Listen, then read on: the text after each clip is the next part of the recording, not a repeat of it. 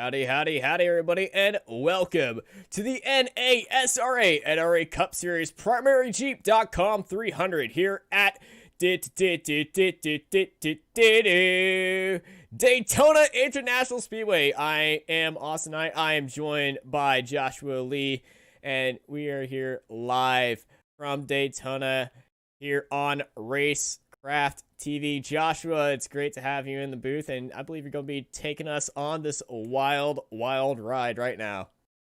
Oh, and it will be a wild ride because this is the World Center of Racing, the Daytona International Speedway. Whenever you win here, you are written into the history books as one of the best racers of all time, whether it's in the Daytona 500, the Coke Zero Sugar 400, the Daytona 24 Hours, in real life or in iRacing. It is always so special to win at Daytona. And these drivers, 25 of them registered right now, are all going to be racing for that victory. And not only is it a victory at Daytona, it's the first victory of the season and in the points championship to get them started on their way to the championship here in the NRE Power Systems Cup Series as qualifying continues with Austin McKinnon on top right now for 47.708 is that time to beat as Robert Richards comes across the line, 47.752. Nobody able to get Austin McKinnon off of that top spot just yet.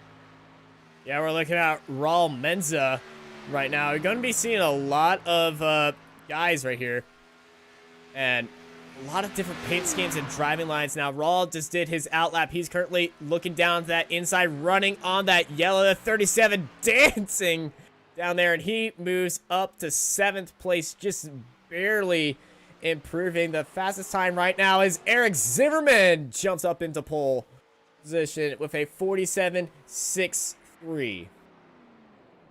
Qualifying is important here at Daytona because you want to be starting up front. We know the pack, we know restrictor plate racing can bring anybody from the back to the front pretty much in a lap or two, but starting up front means that you are already able to distance yourself from everybody in the back because we know on these plate tracks, the front of the pack really gets single file and gets calmed down quicker than the back of the pack. So qualifying is immensely important so you can start up front and try and stay there instead of trying to fight up to the front from the back.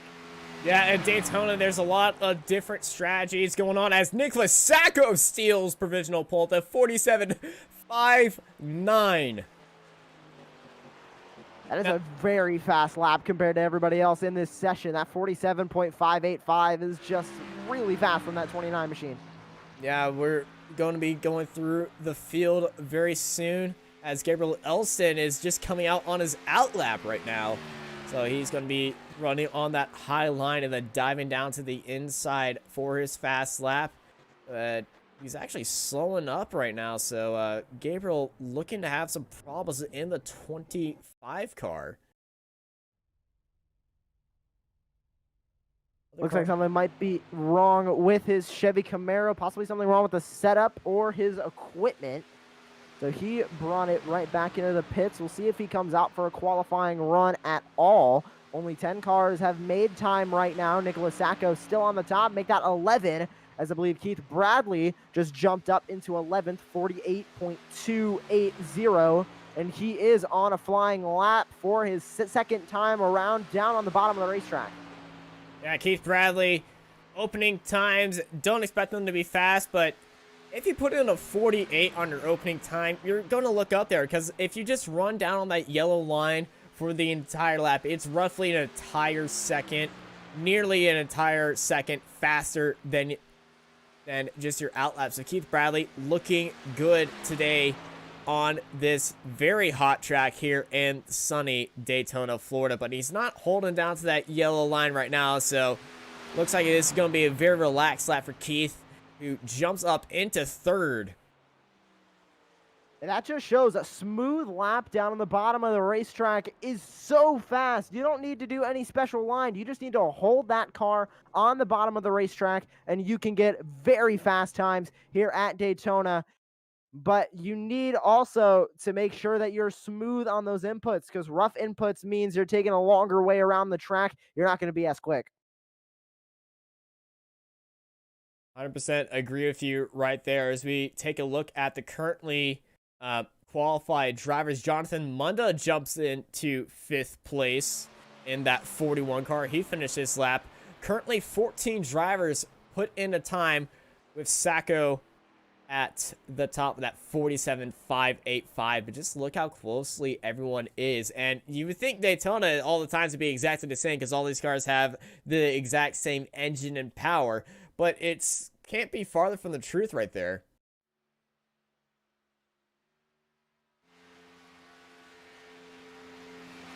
So we're taking a look at the 81, the 91.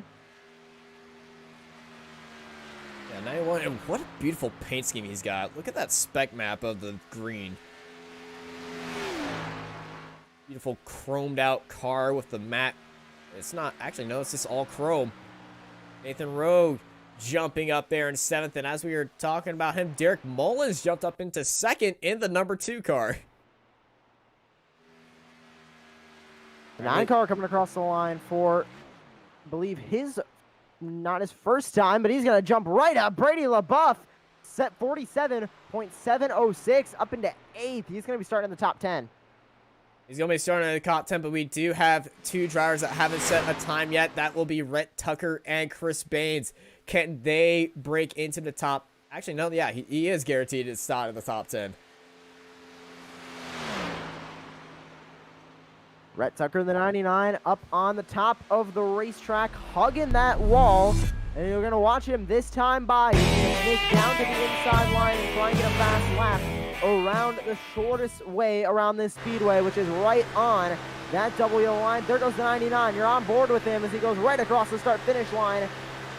Only in 16th, 48.192 his first time. Let's see what he can do now on his fast lap. Just hugging that double yellow line on the inside, the banking, sinking that car down to the lowest it's going to be in the entire track as it unloads coming onto the back straightaway. We've seen some of the biggest wrecks here at Daytona come in turns 2 and 4 as the car unloads coming onto the front straightaway or the back straightaway. It is famous for these cars getting loose coming off of the corners just because the forces while you're on the banking is so much different to the forces when you're on flat ground.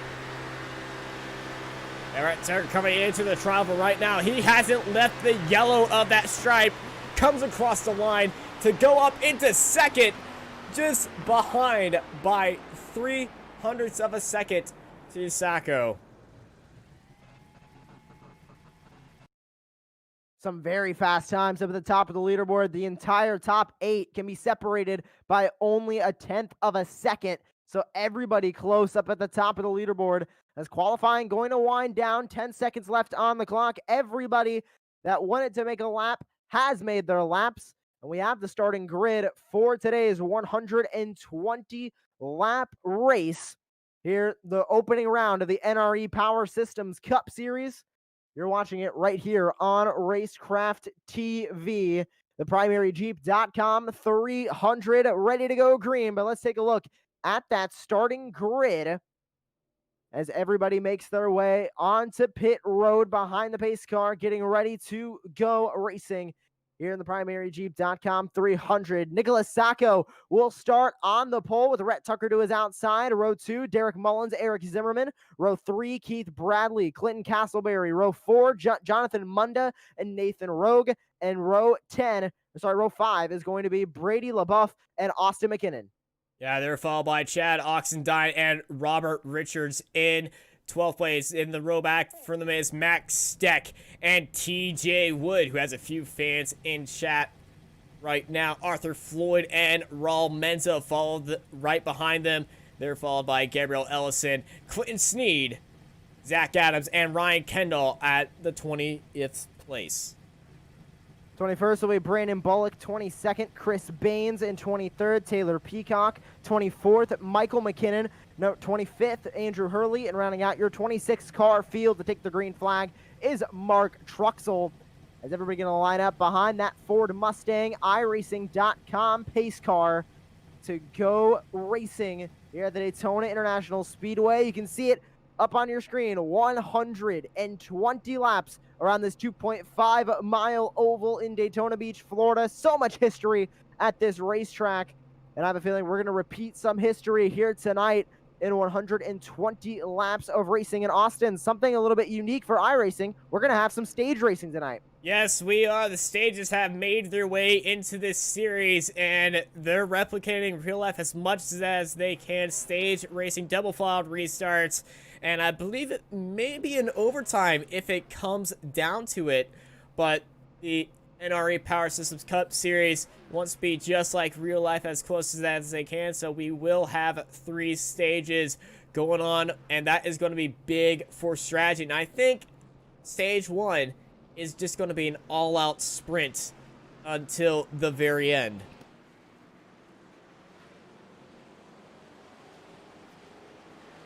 Everybody going to be double file behind that Ford Mustang iRacing.com pace car. Getting ready to go racing. One of the longest pace laps of the season is here at Daytona. Everybody just anticipating the start of this race.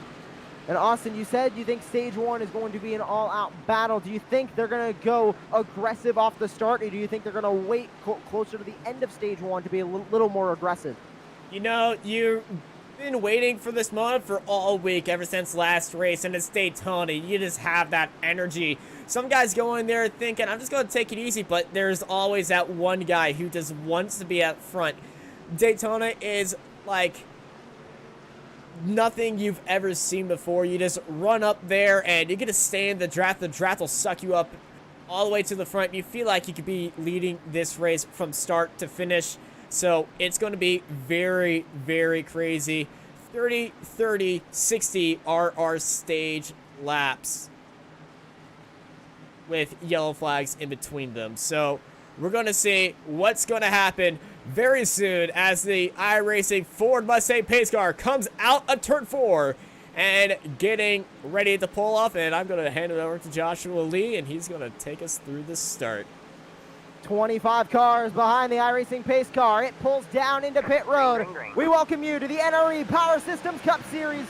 We are green for round number 1 at Daytona. Everybody side by side to get started. The 29 and the 39 gonna lead the field down to turn number 1 for the first time. Red Tucker on the outside. On the inside, it's Nicholas Sacco. No help on the outside as the entire inside line gonna get hooked up, and there goes the 92 of Keith Bradley up to the outside line. Both lanes starting to get formed up as they head into the back straightaway, and these cars get up to full song. Yeah, 92 looks like the 29. I think he's trying to custom paint right there, but it's actually the 92, but it's just flipped upside down to look like a 29. He's playing a mean joke with me right there, but it's a 29, Nicholas Sacco and Brett Tucker leading out this race in 1-2, but look at Derek Mullins in that 2 car.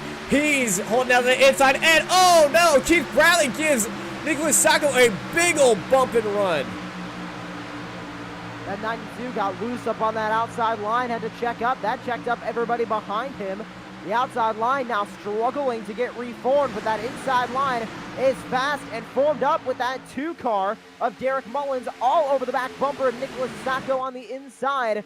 And you can see what a beautiful line forming on that inside. The outside line quickly losing followers as everybody goes to the inside line. That is the preferred line here at Daytona. But if you can get enough drivers on that outside, you can make a run on the inside to try and take that lead. Yeah, you can hold down that inside line. Go around. Oh. He saved it.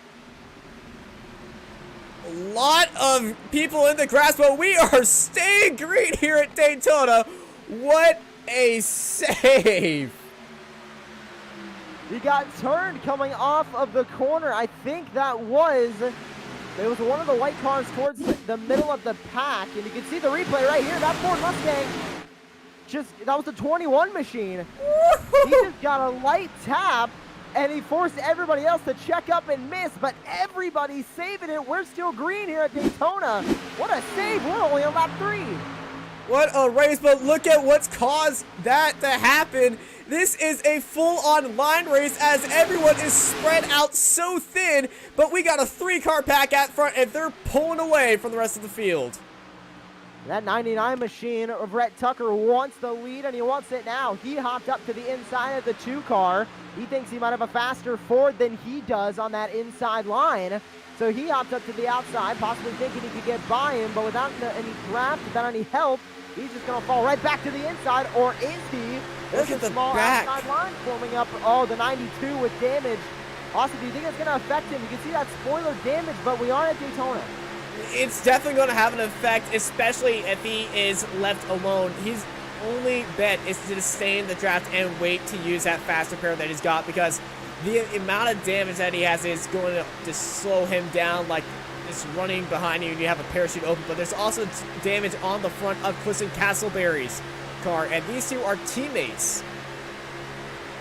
Hearing some possible car issues for the 91 machine over the iRacing voice chat, trying to keep you updated there. But out in front, it's still the 99 on the outside line, but Nicholas Sacco still holds the lead. And we're getting word from the A-car of Austin McKinnon that he is just following that outside line. So 2 distinct lines are starting to form up here at Daytona, the inside and the outside. But the 92 possibly wanted to go up to the outside line, thought against it at the last moment. It looks like that 91 machine keeps blinking in and out on that outside line. Hopefully, he doesn't lose connection and he is able to stay steady for all the cars around him. Now, not only with engine issues, but he's having some connection issues, which is very unfortunate. If we look at our mini-map right here, there are a few cars that are just left out to dry after that earlier incident, but an incredible save, I must say that. I've never seen cars perform that crazy before, and as they have this drag race down here at the end of the track, it's still Sacco and Tucker, 1 and 2, inside lane and outside lane, with the number 2 of Derek Mullins just being a little bit of a pusher towards Sacco, and that outline lane needs to form up very well if they want to challenge for the lead. But, I mean, that 99 is doing a great job at keeping at least parallel to that 2 machine, but the inside line is having trouble getting formed up. Could it possibly be that damage on the 92? It doesn't look like he's sucking up to the back end of the 2 as well as everybody else. It also has to do with smoothness. 92 has been very loose into the mid-corner. You're seeing him go up a lot and then come back down. If you're leading a race and if you're leading a pack, you want to be so smooth. As number 2 gets a great jump, and Derek Mullins surprisingly jumps out into the lead. I didn't even notice that was him, because him and Rhett Tucker's cars look exactly the same with that shade color blue. But we got a new leader here, and it's Derek Mullins in that number 2 draw tire car. The 2 now to the outside. Him and the 29 basically swapping positions, as the 29 now is in second. That 99 not abandoning the outside line just yet. He is now up by the wall leading that line. That outside line's falling back a lot. They are, but they're also leaving such a gap between that inside line. They're almost up by the wall instead of in the middle. Yeah, we got to take it for that inside line now. A few transitioning from the inside to the outside. But yeah, the 99 is just hit with that sudden amount of air, and now he's falling back. He left too much room down onto the inside that he's losing the draft advantage with him. All single file now at the top of the leaderboard. The 99 is currently side by side for the 5th spot. So the top 4 have all cleared the outside line. The 99 just trying to make anything work on the outside, but everybody abandoning it for the inside. Only 5 cars remain up on the outside line as they come up on a damaged, I believe that is one. That's the 81. The 81 of Tyler Peacock stuck up on the outside line. And he's going to go 1 lap down here on lap 9. Hopefully, oh, you can see the outer line guys already just holding down to that inside, and oh, be careful on the exit here, boys.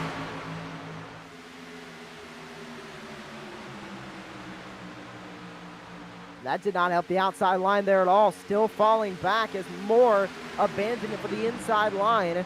The inside line here on iRacing is much like the outside line in the real-life NASCAR Cup Series, where if they just want to chill out for a second and just ride around, walk some laps, that inside line is the place to go. It is, and if you've never driven NASCAR on the oval here on iRacing here at Daytona. Here's what it looks like on top of the roof. You got cars on your inside, you got cars on the outside, you got cars all over you, and you have nowhere to go but to keep the pedal in the metal and keep it out of the bumper of the guy in front of you unless you are bump drafting. But it is absolutely packed right here as we are riding on board with Austin McKinnon.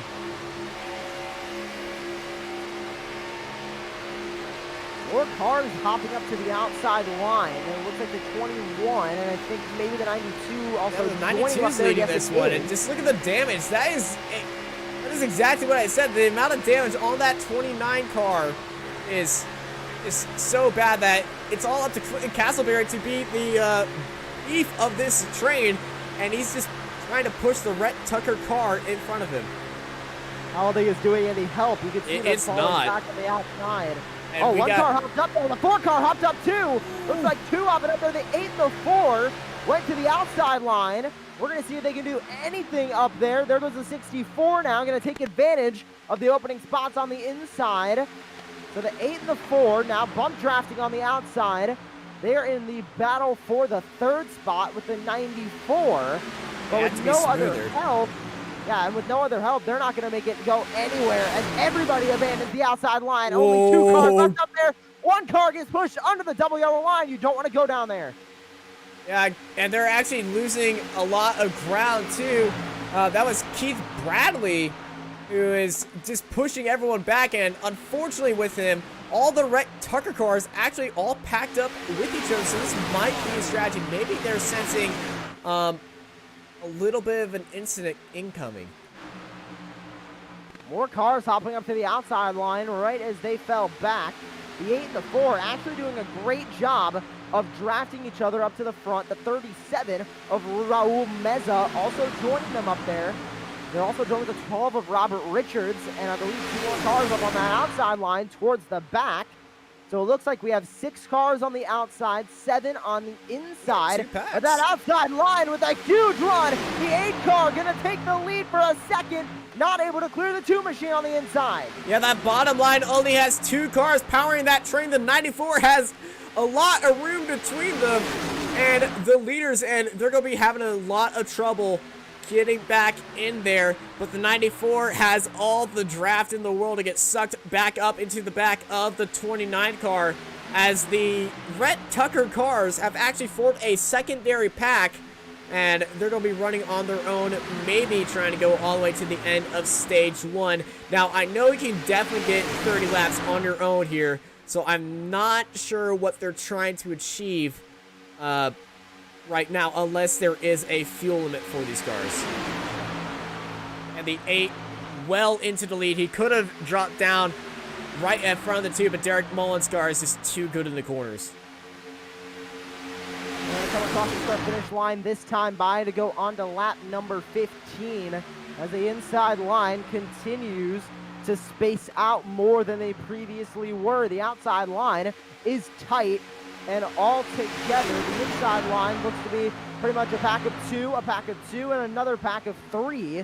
As the 2 and the 29 really doing a lot of work on their own to bump draft each other up to the front, with the 8 and the 4 trying on the outside line, but it looks like the 2 and the 29 on the inside line are just too fast, as the 4 with a huge shove to the 8, not going to get him clear in the 3. The 29 car is so stable in the bumper of Derek Mullins. It just looks like his car just belongs there. Nicholas Sacco has done nothing wrong. He started up on pole. His car is the absolute fastest car out there on track right now. And he's just being a good bulldozer. He's holding his own on the inside line right now, as both of the lines here in this pack are pretty even. We are also halfway through stage number 1. Remember, we will be going to talking on lap 30. They are definitely bump drafted, and a little bit of a lift going into turns 3 and 4. And that's just to avoid causing a massive, massive spin. Now, I'm going to tell you, later in this race, as, oh, 64. What's that? That is the 64 machine of TJ Wood drop into the back. It looks like he took that opportunity He's taking this continuing opportunity to drop to the back, wondering if he has some car issues or equipment issues. His car might be overheated. Yeah, he drops all the way back to the end of this line, and he is still going much slower than everybody else. Wondering what's going on with that 64 machine. We'll try and keep you all updated. We'll keep our ears peeled on the radio for any news coming up there. As a 29 and the 8, the two teammates for the Buddy Project are buddying up around the outside and looking to have a good run and try to jump into first and second. As we got two lap cars down onto the inside. That 29 is going to be great on the outside. He leads that line now with the 8 car behind him. And you can see he could have pulled down to the inside there, but he didn't, keeping his teammate in his draft. So he is able to help with him later. The 8 car up into the inside. No, he's not. It looked like he took a look to the inside, but the 29 closed that door incredibly quickly as the 2 lap cars go by on the inside. They've got the speed on the back straight to definitely hold their own. The 4 car is with it right now. And all 3 of these cars on the outside are holding much a tighter gap than the cars onto the inside. And no wonder that they're getting the speed. And the 29 and the 8 are looking down to the inside. That 29 drops down to the inside line. And then here comes the 8 and the 2. They jump down onto the bottom line, and it's the 29 and the 8 controlling this pack. Now that outside line is led by the 4. We saw how well he was pushing the 8 car earlier. Now it's going to be led by the 2. Derek Mullins pulls up to the outside line to challenge the 29 and the 8 on the inside. Will he get a push from that Ford Mustang teammate of the 4?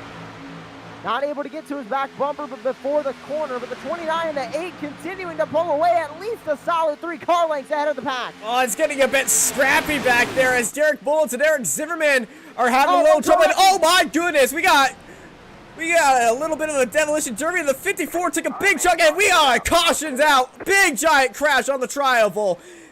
The number 2's involved as well. The 54, and oh, we got a car park happening right there. That's Arthur Floyd, who got pinned up against the wall, got pounded by a few cars. Caution is out. It looks like 1 car got turned coming into the tri-oval, and everybody got a little bit squirrely. And as everybody was coming back onto the racetrack, some more smaller wrecks happened from there. There was a blue car that went spinning coming into the tri-oval. That's a 37. There was a 37. There was a 37. It looks like just everybody trying to avoid smaller wrecks is what caused all of the other wrecks. As that 41 tapped the 54, and that started the wreck coming off of the tri-oval. Oh my goodness. Wondering how the 2 got turned. This is a 37. 37 And was I able believe to that's what stop brought out the road. caution. Castleperry was involved in there. And you see these guys are already checking up, but it was just... There is no way you could go without avoiding that. There's cars blocking all over it. Oh, going onto the road course. It was Clinton Castleberry. Bradley involved, and yeah, these Rhett Tucker cars, they saw this coming. Just an unfortunate series of events there, as everybody trying to avoid wrecks, causing smaller wrecks, and that led to a lot of damaged race cars. But they do have 1 fast repair, so they are able to use that under this caution to help them get right back up to speed. But we're wondering if anybody else is going to come down pit road for tires or fuel. I know you can make it roughly about 40 laps on fuel, maybe a little bit less or a little bit more than that, depending on if you're leading leaders are going or on in the pack. But Chad Oxendine, he's staying out as well as Bradley LeBuff, but we're going to be watching this race off pit road. I believe if you pit now, you can make it to the end of stage 2 without pitting if you are in the draft, because you are off the throttle more than you would be if you are leading the pack. But do not take my math too seriously. It could very well be wrong. But the 29 changing the right side tires. We'll see if they also change those left sides. Are they going to take one of their tire sets here? It looks like they will. 4 tires for the 29 and 4 tires for a lot of people on pit road. I think everybody's taking 29 is going to win it off. 29 out first, the 8 car out second. And more cars coming out of pit road, followed by the 94. 94 jumped a lot of cars right there. And some cars getting a lot of damage too. He was involved in that wreck. He comes off in 4th.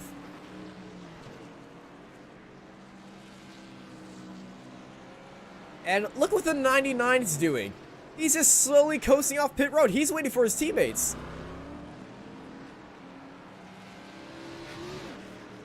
Some strategy already being played in pit road to be around the people you want to draft with. As we will be going green with, I believe, somewhere around 6 laps to go in this stage. 6 or 7 laps to go in the stage. So they're going to have only a handful of laps before another caution. I think they just want to be around people they know and draft with people they know and possibly start planning a game plan for later in this race when the only lap really that matters to lead is the final one. Yeah, and as we are under caution and waiting for everyone to go up, we're going to take this moment and go in to a little bit of a message from our sponsors.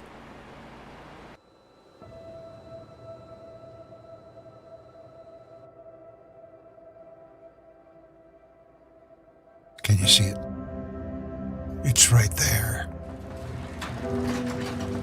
Hidden behind an assortment of vibrant colors and corporate branding schemes. Look closer.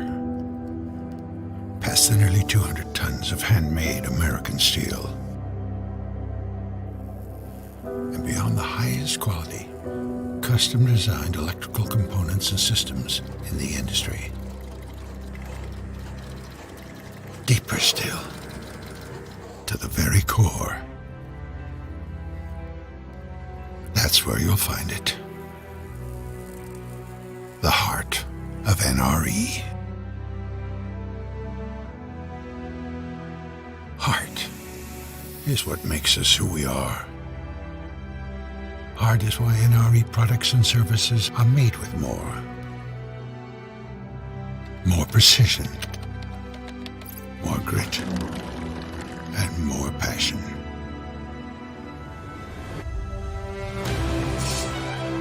We're the largest independent supplier of locomotives, parts, and components on the planet.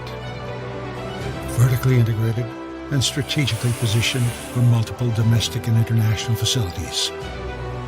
Our capacity and efficiency are simply unmatched. Cast and worth, I think. And sealed with a calloused handshake. And we're back live here for the NRE Cup Series. Thank you for the people at NRA for sponsoring this race here at Daytona. The pace car is coming off right now. We're going back green here at Daytona. Chad Oxendine leads out the field with Bradley LeBoeuf right beside him in that NRE car. A lot of drivers up here at the front started towards the back of this field. For example, the 4 car started in 11th. That number 9 machine that is currently on the back. Oh, no! Multiple cars around! We have a Sacco! Sacco very loose, but we're staying green. And Sacco got a big punt down to the inside of his car. And cars are all over the place. This is the worst restart possible, but the best restart possible if you're Chad Oxendine and Bradley LeBoeuf. They are pulling away right now using the bump draft. And that is especially great for these Fords. They have a flat front end compared to a pointier front end for the Chevys and the Toyotas. So that's just giving them all the advantage they need to push and run away with this lead as everybody else behind them just tries to form up into a pack. Now look at this gap. We can't even fit them in the same camera shot. We're gonna have to go into our blitz and just look at these 2 packs. This is reminding me of the ending finish of the Daytona 500 where Trevor Bayne won his race. Yeah, this pack is completely gone right now. They're going to need to form up quickly if they're going to want to catch these front 2 packs because the 68 and the 8 are also pushing. That's Ryan Kendall and Austin McKinnon. Another group of drivers who started further back, the 20th and 14th respectively. All right, that gap at front has shrunk inevitably, and now we got a 4-car pack at the front. I think the 68 and the 8 are going to try their luck. They're hopping up to the outside, trying to make a move for the lead. They're still on each other's bumper. The 68 gonna get to the outside of the 9, not able to get much further. They're gonna go all the way up to the wall. Watch these guys on the exit. On that inside if they're gonna want to take it, but they're not taking it just yet. There goes the 8 car to the inside. Austin McKinnon jumping very fast. That Buddy Project car going back into third, right on the back of Bradley LeBoeuf. And he's got all the speed in the world. And he is itching for a fight. 4 laps to go until we end stage 1 with a bang.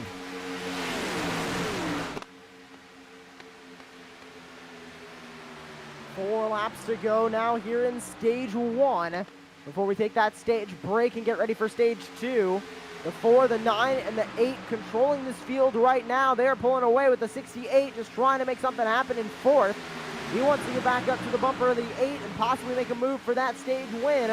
His front pack only has about 8 cars in it, make that 9 cars. So they're going to be racing for this stage victory. The 4 car in the perfect spot right now, but that 9 right behind. Don't think he's content with riding there in 2nd.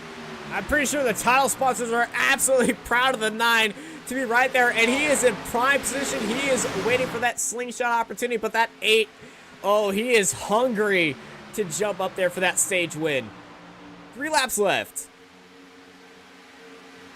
The 2 car trying to make something happen on the outside. He had no help there. There goes the 37 on the outside. He's going to go the 2's one being squeezed by the down. 12. That was a little bit dirty by the 12.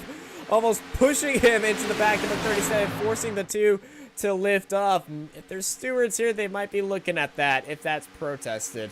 And McKinnon, he's looking around the outside right now. He's got the 2 to help him with that bump draft. The 2 is all over the back, and they need to be a little bit more stable out there because they're falling back faster than dropping a rock down a dam wall. McKinnon, Mullins, and Wood on the outside. The 12 car also hopped up there. That's Robert Richards with 2 to go in this stage. They are trying to grab this lead, but they have no help on that outside. The inside so much faster. The inside cars are just more unified. The 9 and the 8 are just a unbeatable team right now. And the 8, he went on to the outside. He went from being in 3rd place all the way to, I'm expecting him to be at the very back of this group right now, and he must be kicking himself. Come across the start-finish line this time by take the white flag here in stage number 1. And once the field crosses the start-finish line on this next lap, we will go under caution and reset. There goes Ryan Kendall to the outside in the 68. The 71 also joined him up there. That's Zach Adams, as we now have 2 distinct lines up in this field, but that 4 and the 9 are just so fast, commanding the inside. White flag is out for this stage.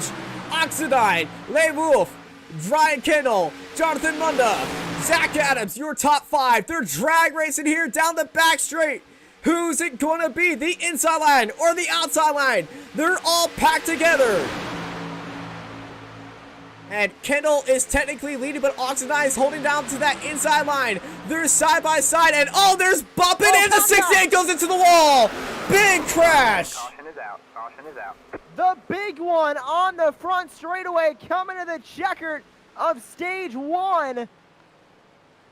Multiple cars involved. It looks like the 41 grabbing damage, the 68 involved. I think that might be the 12 car missing an entire hood on that front straightaway. Oh, they were coming to the finish of stage 1. Everybody just going for any position they can, and around they went. Yeah, Oxidine took that stage win.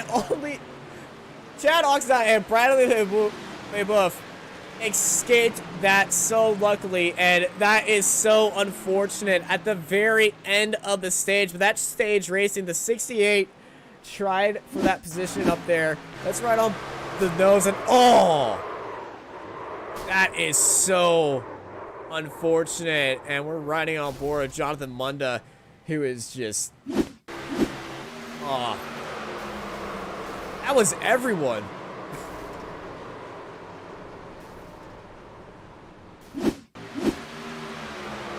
TJ Wu is in there as well in that 64 car, and he actually saved it. And he takes a little bit of trip through the grass. But wow.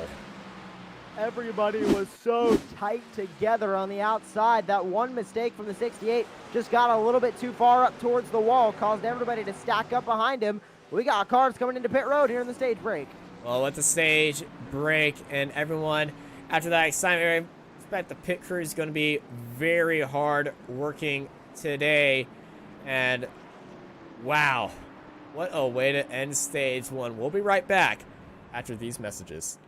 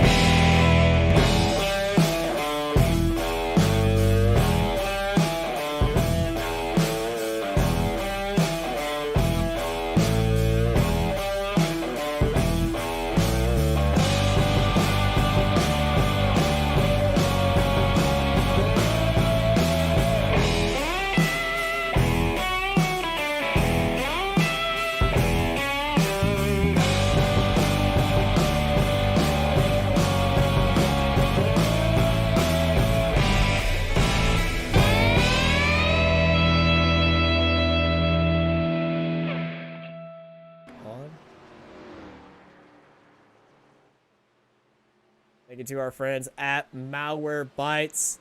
And what a crazy first stage we just had here at Daytona. Currently working lap 32 under caution right now. Rhett Tucker scored in first. Keith Bradley in second.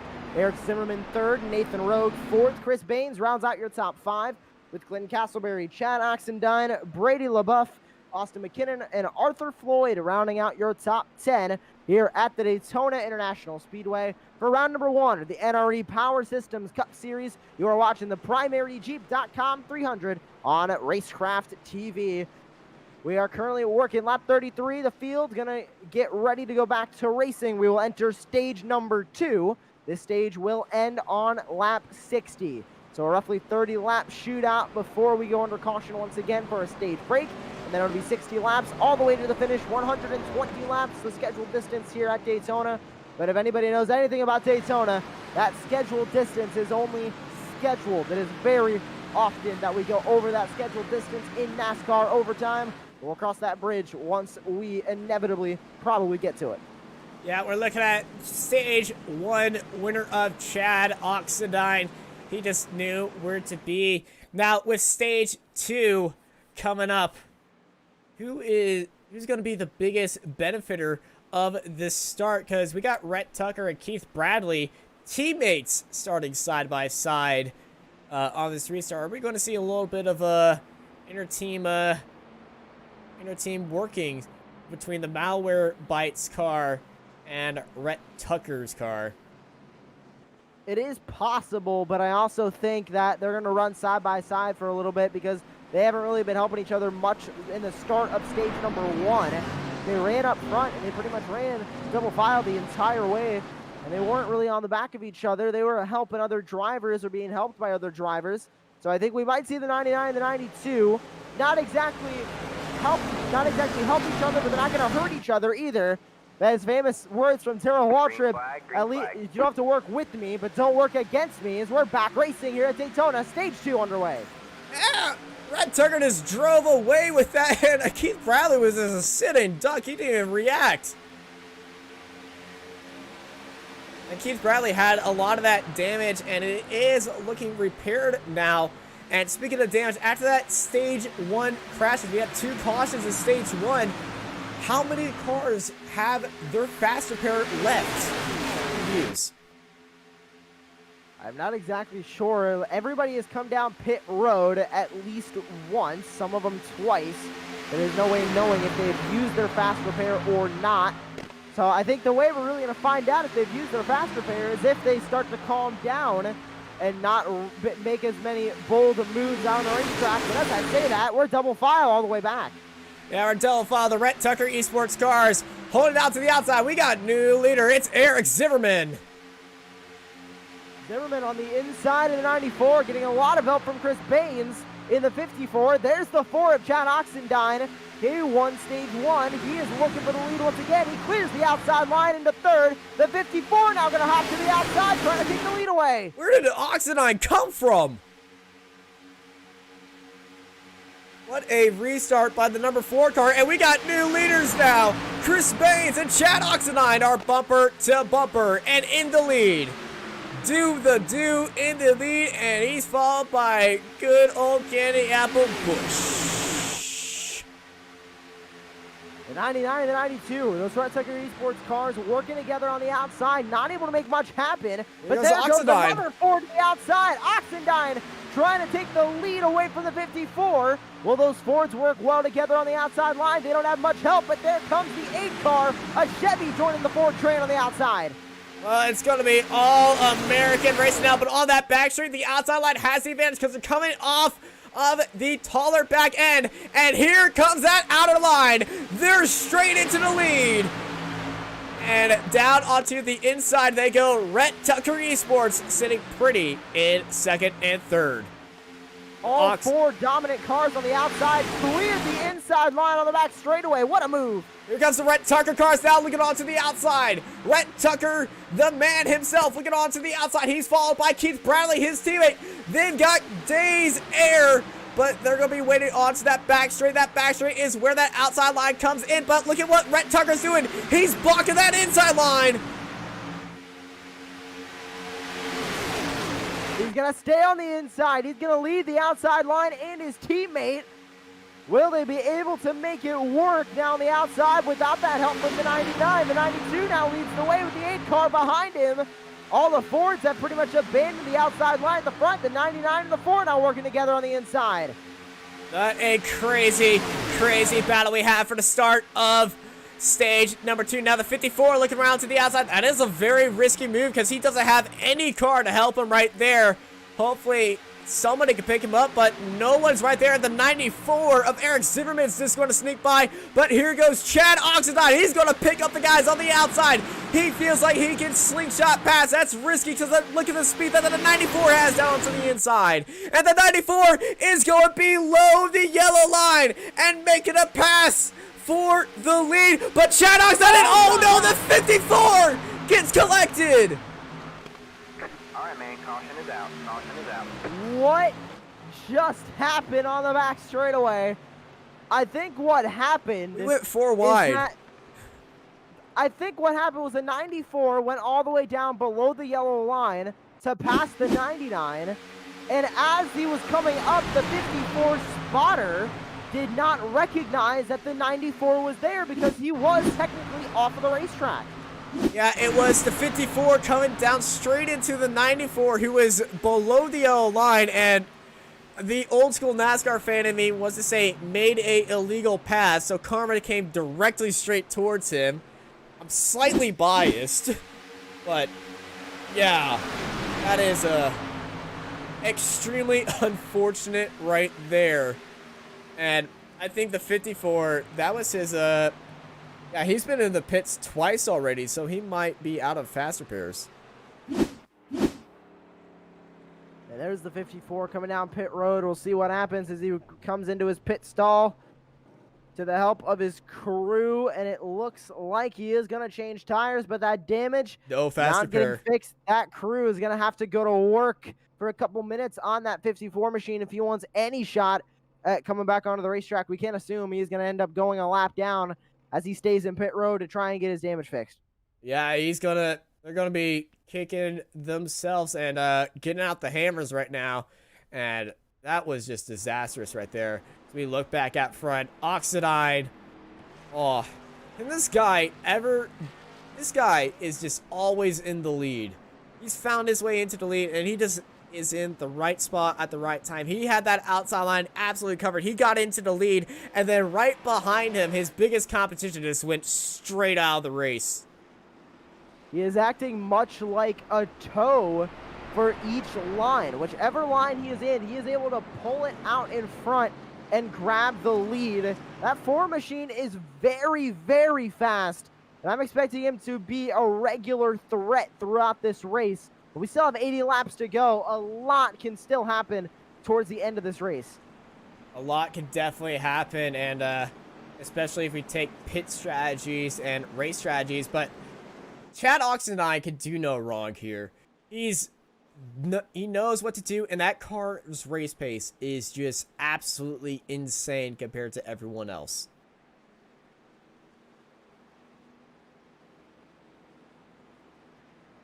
So Chad Oxendine leads the way. Keith Bradley in second. Rhett Tucker third. Austin McKinnon fourth. Nathan Rogue rounds out your top five with Robert Richards, TJ Wood, Brady LaBeouf, Nicholas Sacco, Clinton Castleberry rounding out your top 10 of race cars. And look at the back of Max Steck. We're going to ride on board the hood of... Max Steck doesn't have a bumper. Hopefully Arthur Ford can be a good camera car and show us what the back of Max Steck's car looks like. That thing has seen a lot better days, and it kind of looks like the back of a funny car.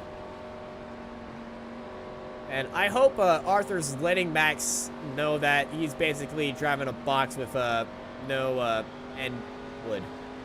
Because, yeah. Max is going to be struggling a lot. He doesn't probably have a faster pair left, as this packed virtual grandstand crowd is sitting down and probably grabbing a cool refreshment right now. I know that I certainly am, and getting ready for the restart here in stage 2. And not spilling it all over the shirt like I just did. Double file now back behind the Ford Mustang iRacing.com pace car. John Oxendine going to be on the inside of the 92 of Keith Bradley. The 99 of Rhett Tucker behind the 4. We've seen them work together today. We can assume they're going to work together on this start. And the 8 of Austin McKinnon behind the 92. Everybody looking to push each other as much as they can, as we are going to be inside 20 to go here in stage 2. Everybody race into that stage break, as that is going to be the next time they can really gather themselves and make the game plan for the final push of the 60 laps to the end of this race here at Daytona. And we're looking at some fan favorite cars. Zach Adams has been compared to a sleeper pick here today. He's been in the pits 3 times, but if you look at that back end, he's seen better days, and he's probably doesn't have any faster pairs left. So watch out for Zach Adams, see what he does. But TJ Wood has been a big sleeper here today. But the pace car is coming off. It's all in Chad Oxendine's hands.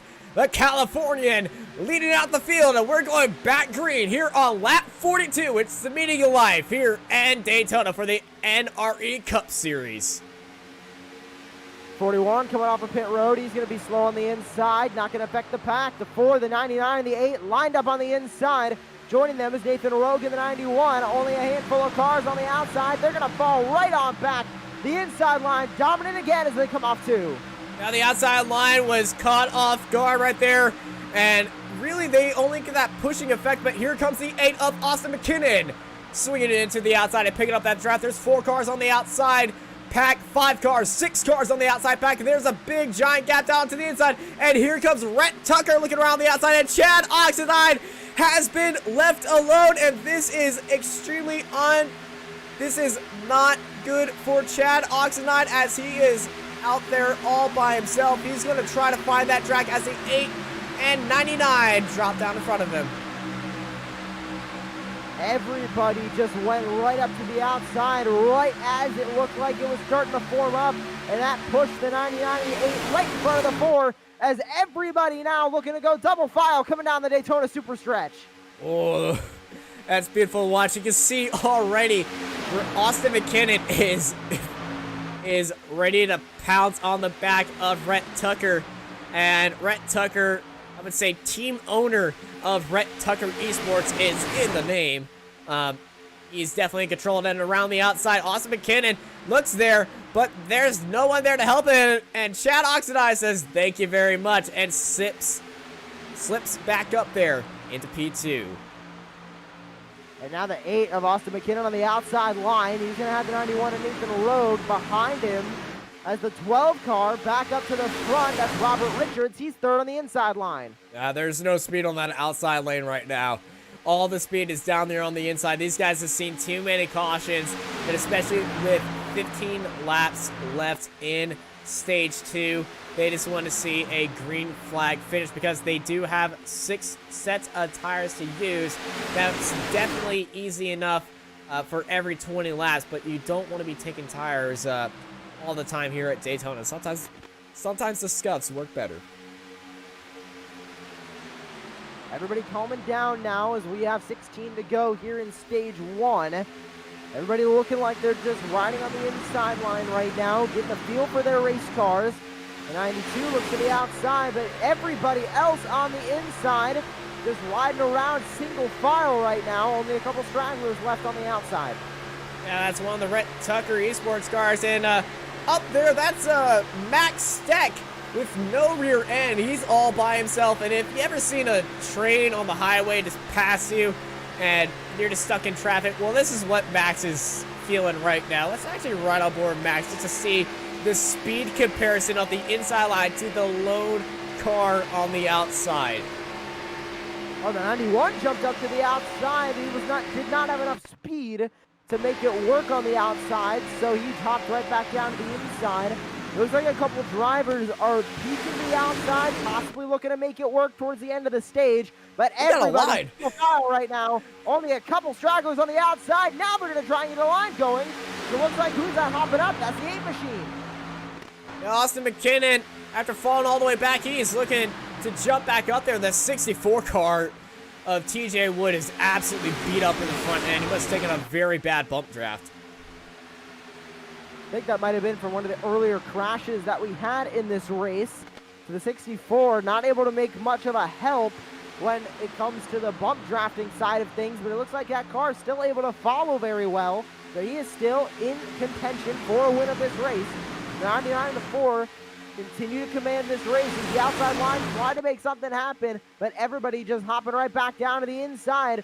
Nothing left on the outside line right now. They're going to need a lot of cars up there if they're going to want to make a run for the lead towards the end of this stage. They're going to come across the line this time by 13 to go. It looks like these guys are taking a trip on the National Express, and honestly, this is a beautiful train, and I am a fan of trains. And wow, that's just beautiful to watch. Nobody has any advantage because they have to make that communication. So Oxide is just going to be sitting down that inside line. We've seen how fast this car is on that outside. And I won't be surprised if Oxide swings onto the outside and slingshots his way up into first. And we're seeing a few drivers attempt that right now, but it's just that inside line. Just so fast. And whenever you just peek your nose out there and no one's behind you, you get that gut feeling that it's not going to work out for you. Not much happening right now. Everything has calmed it down from the beginning of this race. As the entire field, you can see them all just training down on the bottom of the racetrack. Everyone calm down, feeling out their cars, see what they can do towards the end of the stage, because we do have a stage break coming up in 12 laps. So everybody just looking at what they have, possibly thinking about when they're going to try and make the move for every possible stage point they can acquire. Yeah, that stage break is going to be very key for these guys. And that caution before him, nobody's holding anything back, but they know that they have, another 60 laps to go as they finish out the first, or coming close to finishing out the first half of this race of stage 2. But stage 3, there is going to be a green flag pit stop involved if it stays good. And we got a car on the wall. Looks like no caution. Wondering who was that in the... It was Keith Bradley. It's Keith Bradley just edged the wall right there and didn't pick up a lot of damage, but he was very out of control coming out of turn 4. That's good that he has no damage, because you remember, he still has that damage on the rear end, I believe. I don't think he's taken his fast repair yet. So still a little bit of damage to his rear end. It doesn't look like it's affecting much of his speed right now, as he is able to hold a line pretty well. There's a different corner. It's a different corner. It was originally the right corner. It was originally the right corner. Now it's the left corner.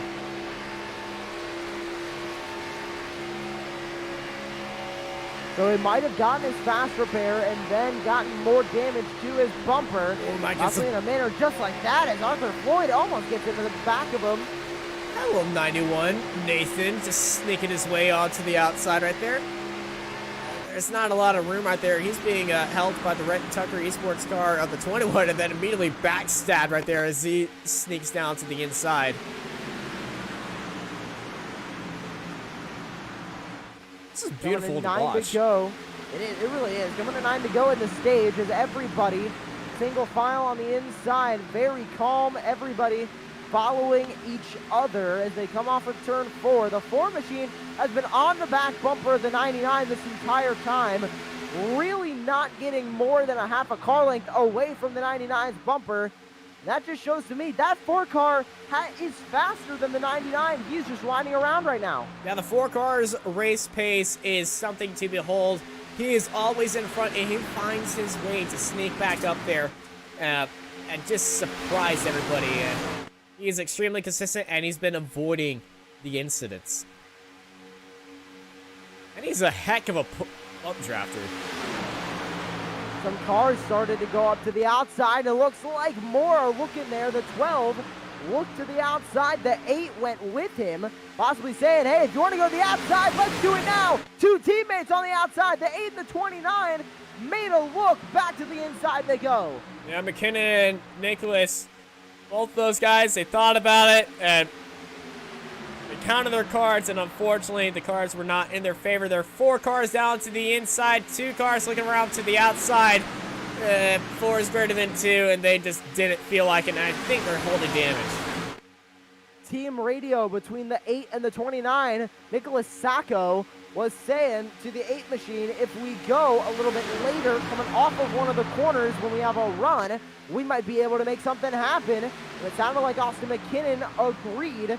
So we'll see what they do as they come off at turn 4. They look to the outside. Will they get to the outside? The 9 machine, no they can't. The 8 car back to the inside, but 2 teammates talking over strategy right now of when they're going to try and go to the outside and look for the lead. They're doing it right now. They're prepping up for that super stretch in the back straight.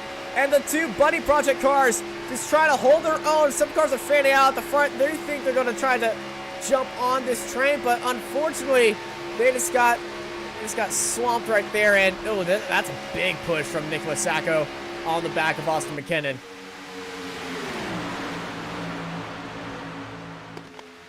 Single file once again on the inside. The 8 car all over the bumper of the 9. I don't think you can get a proper run because the 9 car is so much slower than the 8 is. Here comes the 8. Bradley thinking. Oh, Bradley LaBeouf is just holding his own right there. And the 8 and 29, they see the gap that Bradley has to 12. They're thinking that this is their chance. And the NRE car is just getting back into that gap in the 8. I think the 8's fed up with him. Oh, another car to the outside, 2 now on that outside line, but they're closer to the back of this line. We have one main line and then another line a little bit further back.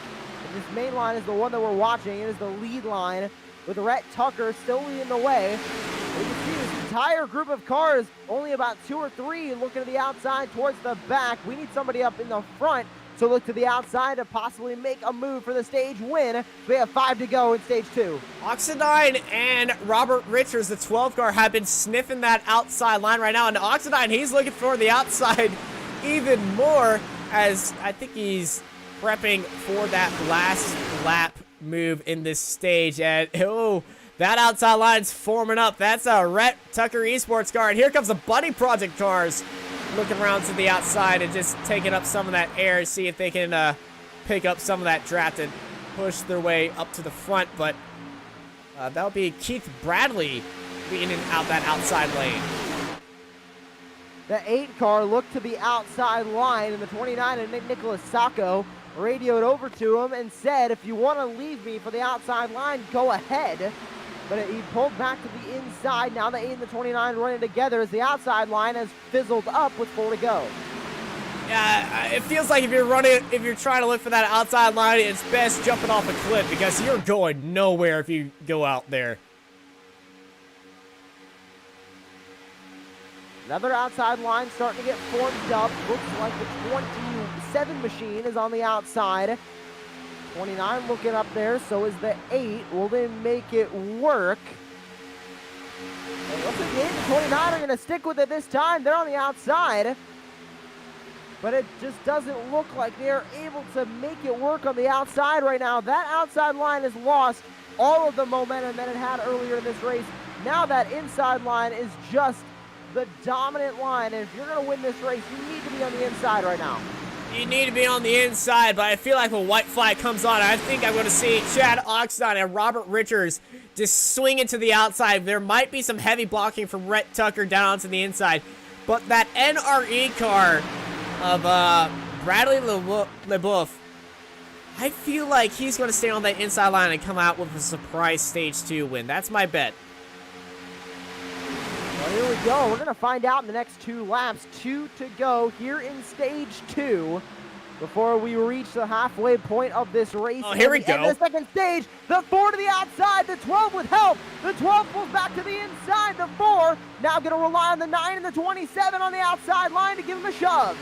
Here comes Bradley. He's giving him a good old push. The 25's up there too. The outside line is going to have the speed coming down the super stretch. And Rhett Tucker is still being pushed out. Here comes Oxnard. He's up into second. But Tucker has got the help of the 12 of Robert Richards down to the inside. Side by side they go. That outside line has formed up out of nowhere and popped up like a desert oasis. 2 by 2 all the way through this main pack as everybody racing to the stage break. White flag one more time around in Stage 2. We saw a wreck coming to the start-finish line in Stage 1. Will we see it again? The 99, Rhett Tucker leads the way into 1.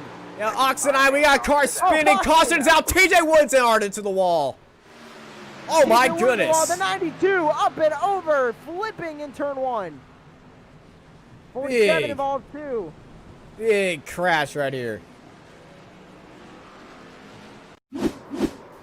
Oh my goodness. So the 92 got into the back of the 25. Here comes the 6 car. Just, that is a deadly crash. It looked like they tried to make it 3 wide. At the last minute, somebody tried to get into a line where there was not enough space, and around they went. And there is the beauty of Daytona. Multiple cars spinning and just a trash heap in turn 1. Yeah, even more stuff happened at the back end. Oh, that's just dirty, man. Yeah, he got the back end of that other car, but if you see something happening in front of you, just get into the brakes. Oh, carnage. Cars smoking and everything. And, well, that left Rhett Tucker to win that stage. Wow. The 99 of Rhett Tucker will win this stage. Robert Richards in second, Austin McKinnon third, Chad Oxendine fourth, and Nicholas Sacco rounds out your top 5, finishing Stage 2. As we are now on lap number 61, over halfway done with this race, and pit road going to be open this time. Pit road is opening up right now, and Stage 2 is in the books, and it's time to go into a word with our sponsors.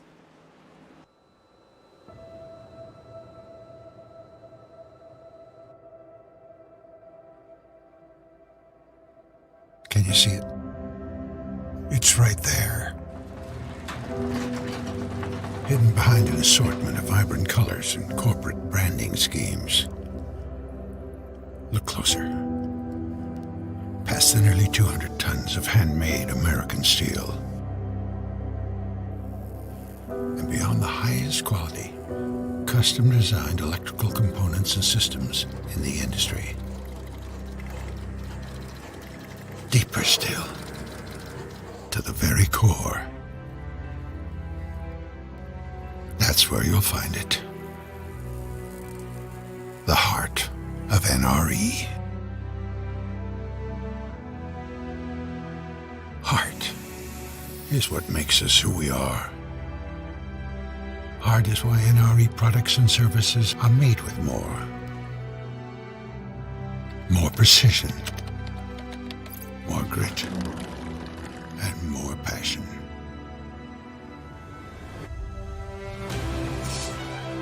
We're the largest independent supplier of locomotives, parts, and components on the planet. Vertically integrated and strategically positioned for multiple domestic and international facilities. Our capacity and efficiency are simply unmatched. Cast in worth ethic and sealed with a calloused handshake. We design real solutions for real-world challenges.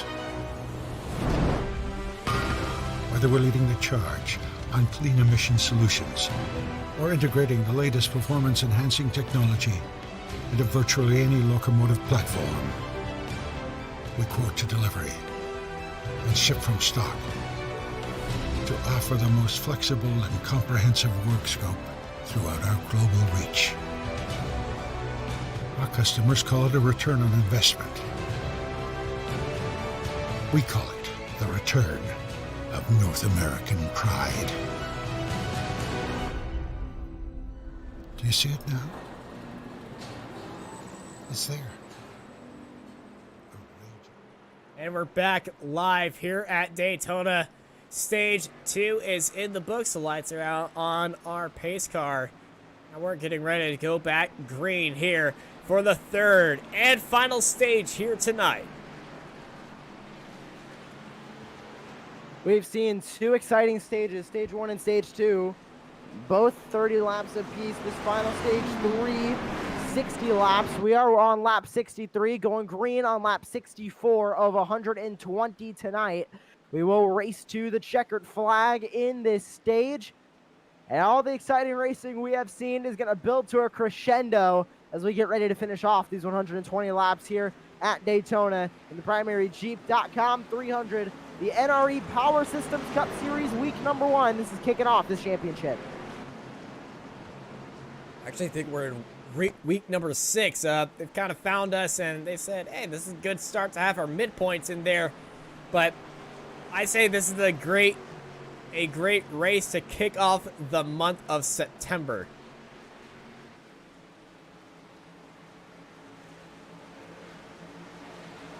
And there is definitely somebody driving that iRacing pace car. It kind of looked like there was just no one driving it. Green, green, green. But enough of that. It's green flag here at Daytona, and Rhett Tucker leads out the field. Starting stage number 3. It's a very squirmy start from Eric Zimmerman. He's already looking a little bit loose. Look at that outside line. The outside line is not formed up, but neither is the inside line. It's going to be a two-car breakaway on the front with the 99 and the 12. The 29 pulls to the inside as the 8 car pulls to the outside. He wants to get back to his teammates as now the outside line going to try and work as much as they can, but the inside line very strong coming down the super stretch. Look who was leading that outside line. It was Chad Oxendine.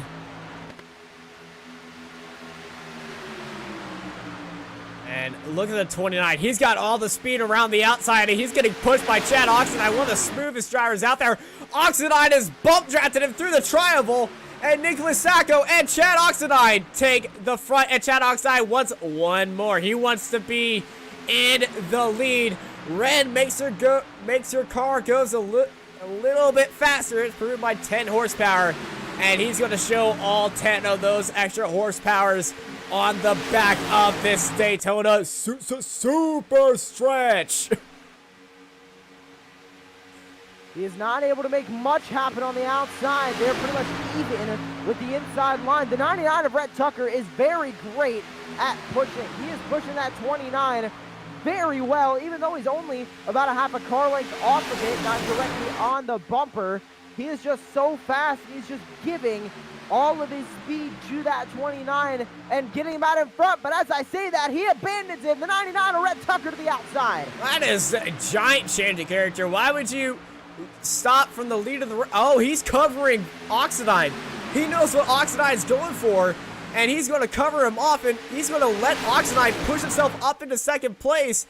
And this is a master stroke strategy from Rhett Tucker, and yep, they gained past him, and he picks him up back into second place. Wow. Some big strategy moments being played here And look at the Buddy Project. They're joining back up in third and fourth. The 99 and the 4 are back up leading this race. We have seen those two cars in front so much tonight, and they are just right back up to the front where they've been with a 29 and the 8 behind them. No matter where you restart, it seems like at Daytona, you always find your place, and right now, everybody's finding their place right now with the 99, the 4, the 29, the 8, the 12, and the 2, the top 6 on the inside. Yeah, we're going back to seeing our favorite little train form up again on here at Daytona, and these guys are looking for 60 laps of pure white knuckle racing. Now they're going to have a green flag pit stop if this stays green, so look forward to that and strategy coming out of the playbook. I say when we hit to 90 laps left, we're gonna be seeing something special. Field working back into turn number 1. Everybody calming down like they did throughout the middle of stage 2.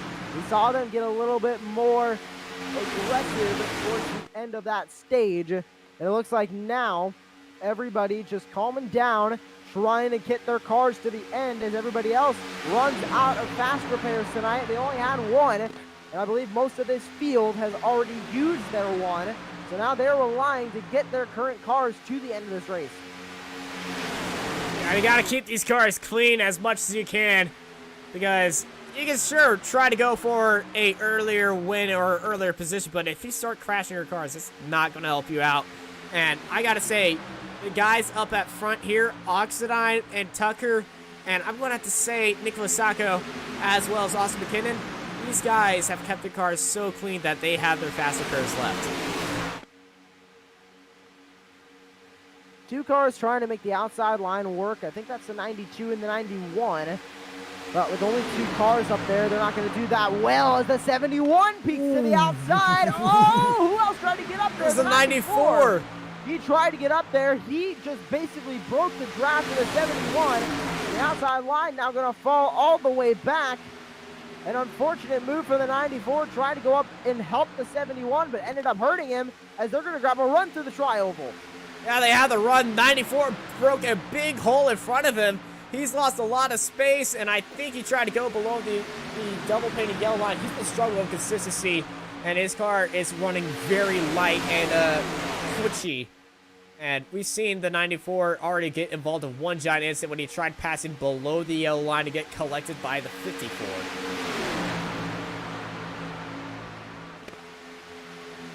Three cars on the outside trying to make something happen up there. And you can see this inside line still just so dominant. And with no help on the outside, 92, 91, 71. We haven't really talked about them as having fast cars all night. So without them having as much speed as some cars towards the front of the inside line, that's just going to push them all the way back to the end of this inside line. And they're going to end up joining this inside train once they were able to get down. But they're still trying to make it work on the outside. Nobody else was going to be just that brave yet. Yeah, the 71 was picked to be a sleeper pick, and this is well, I've seen a bump draft and an inside bump draft, and then that happened. I think both the 91 and 71 are having a little bit of connection problems as Robert Richards jumps up into the outside line. And these guys are trying to form up that outside line a little bit more. And Oxidine sneak his nose up there as well. The 99 and the 4, I don't think they're teammates, but they have just been working so well together all night. And it's mainly the 4 on the bumper of the 99, and you can see them working together, much like you would see back in the early 2010s of pack racing in NASCAR, where it is tandem drafting, and they're just on each other's bumper, the 4 on the bumper of the 99, I should say, and just shoving as hard as he can for as long as he can on these straightaways. And that's just causing them to keep such a great lead on the inside. See, they're maybe a car length and a half ahead of third place on the inside. And these guys are just going absolutely nutty right here. We're going to hide our little upper tower. And Oxidine is starting to blink a little bit, so that might show a little bit scariness, but just look at this camera we got going on.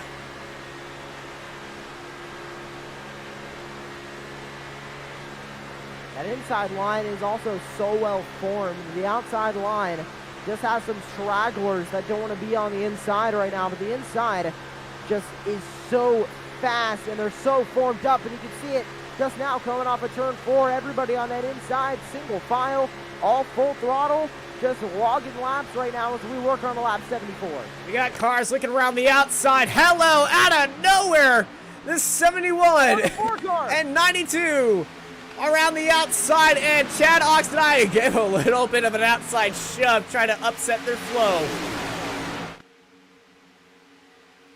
With the 92 out of nowhere. And that outside line, as we were all focusing down the inside line, it was like a magic trick. With the 92 and the 71. Oh, lap car. Outside. Oh, that lap car did not get out of the way. As everybody gonna have to miss him on the inside.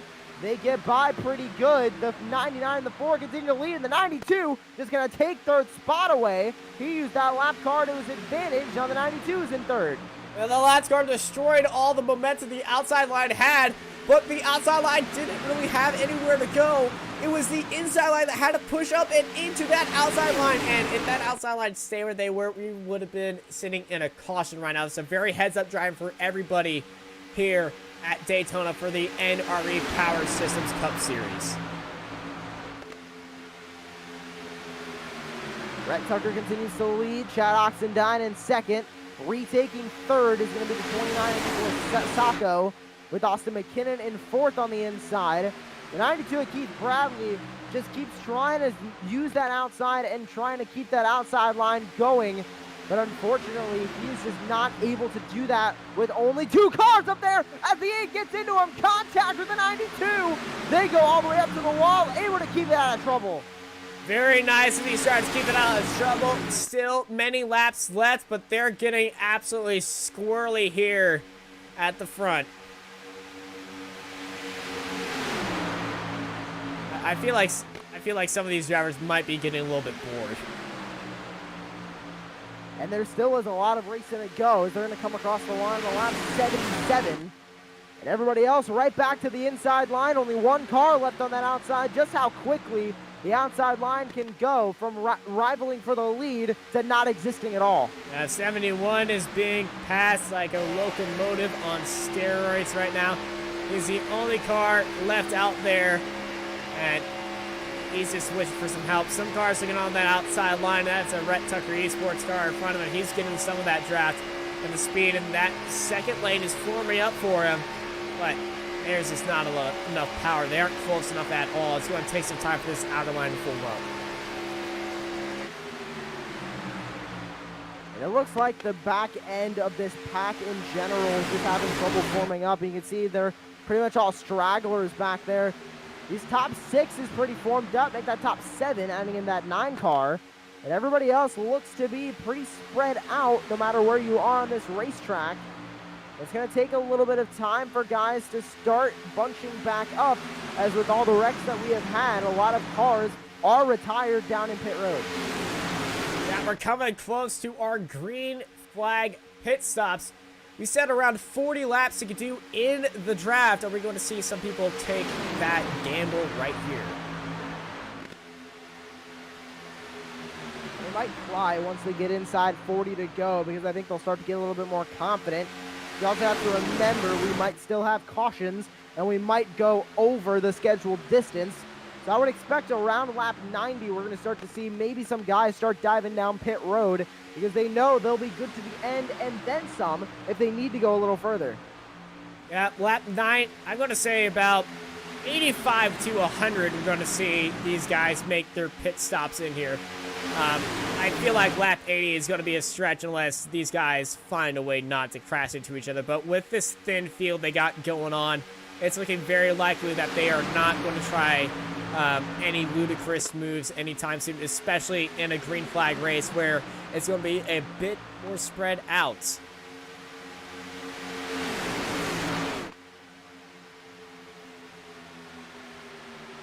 The 99 and the 4 continue to dominate this race with the 29 and the 8 teammates on the inside, with the 12 and the 2 behind them, and then the 9 car completes this main inside line. Just a couple cars on the outside, the 91 and the 92 mainly trying to make it work up there. And we just heard the 8 of Austin McKinnon got loose into turn number 1. Possibly some tire wear happening for that 8 machine, causing him to get a little bit loose in some portions of the racetrack. I might need to make a track bar adjustment to tighten that car back up. And that just shows you that this racetrack, it definitely changes over time, especially with temperature. And speaking of temperature, it's 83 degrees here on track, so it's actually a pretty cold track. 74 degrees in the air, and you can put a little bit more grill tape on your car, especially if you want to go for that front runner position. And I feel like that's what a few of these guys are going to try to do. Car coming out of the pits. This might get squirrely.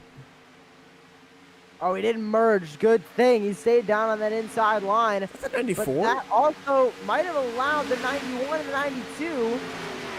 That is the 94. The 94 came down pit road. That was an early stop for the 94.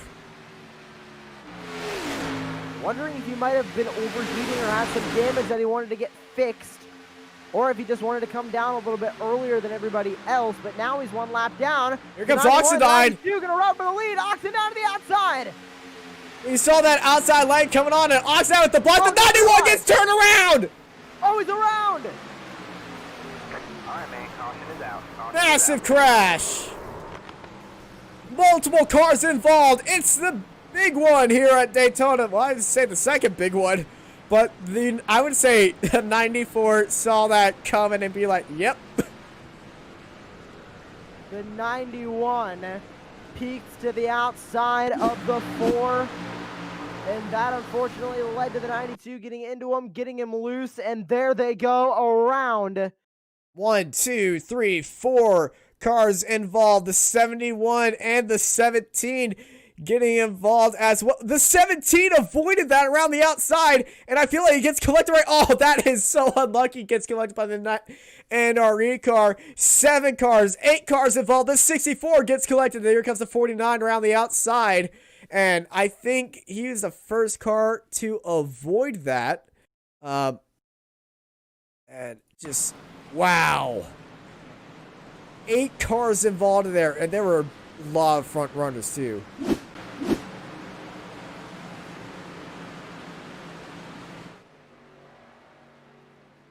Yeah, unfortunate that we had that wreck six there. 7 cars. 6 cars in the front of that got through there cleanly, and I would say about, I don't know, 10 cars on the lead lap got through there cleanly. You only have 16 cars on the lead lap right now.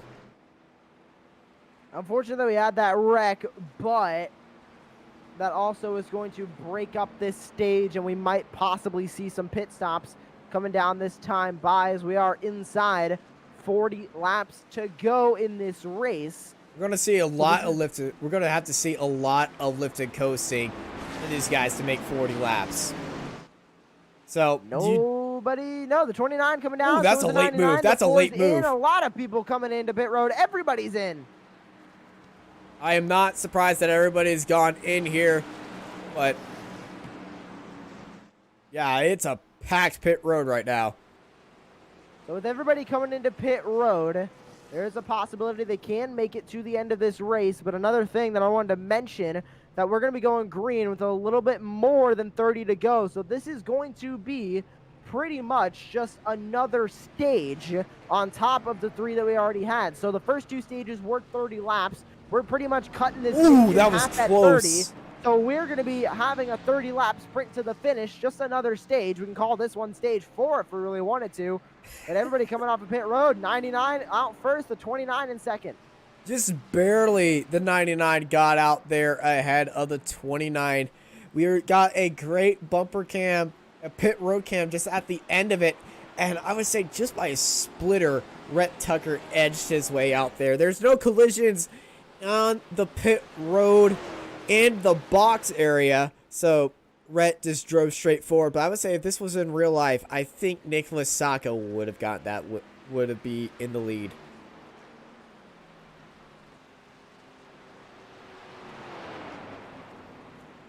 Rhett Tucker will go back to leading this race with Nicholas Sacco behind. And this restart is going to be crucial because this could possibly be one of the last restarts of the race and one of the last opportunities they have to gain track position with a lot of cars, because less amount of cars in the race, that means that the outside line is going to continually start and gradually start to fall off, because with less cars to hop up to the outside, they're going to have less momentum. I also feel like Rhett Tucker is going to be sitting here like a duck, because they're outside that fuel window of just straight up push all the time. So I feel like some of these cars are just going to not want to be leading this race, and it's going to start forming up a pack behind them. And we're going to go 2 by 2 right now. And where is Oxidine? Chad Oxidine is 16th. He disconnected. No! That is unfortunate. Chad Oxidine, number 4, stage 1 winner, has disconnected from this race. That is very unfortunate. It says received throughput fell to an unacceptable level, which means that he got disconnected by his internet. It was not a manual disconnect. So what a turn of events for that 4, and he had such a fast car too. He was looking like one of the favorites going into this, and looking at this group of cars, I would say there's 6 cars that we're really looking at, and we're going to go back to front. Bradley LeBoeuf and that number 9 car. He's been in a few incidents. He's actually just been in one incident, but he's got that fast repair going on. Nathan Rogue up there, that 91. Tyler Peacock in the 81. Austin McKinnon in the 8. Nicholas Sacco in the 29. Pole sitter. And Rhett Tucker, who has just been so comfortable up there in first today. Here we go, everyone coming off the this is a bit. Behind the pace car. There's a lot of cars speeding into the back of this group right now, because it was a very late restart. But we're going green right now. Rhett Tucker leads this field. Lap 86 of 120 for the NRE Cup Series. PrimaryJeep.com 300.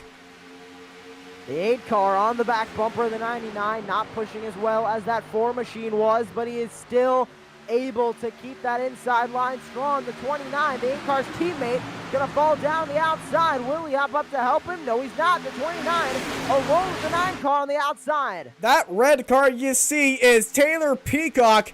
He is up 20 spots from where he qualified.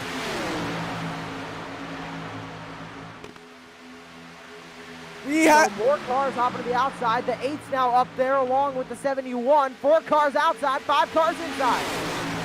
Taylor Peacock has been waiting for this opportunity all day, because when I saw that red car, I was about to say Oxidine, but no, it's an 8-1. And that is Taylor Peacock, and Austin McKinnon takes the lead.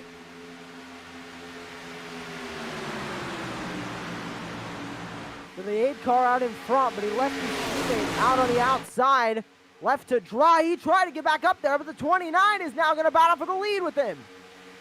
The buddy project's not being good old buddies right now, and Rhett Tucker is thanking the stars that Austin McKinnon is in front of him, because now he can lift off a little bit and make sure that he can meet that fuel number, and everyone's going to the outside. Rhett Tucker is being left alone right now. The 8 car pulled back down in front of the 99. The 71 now going to be in the Pied Piper position in the second spot on the inside line.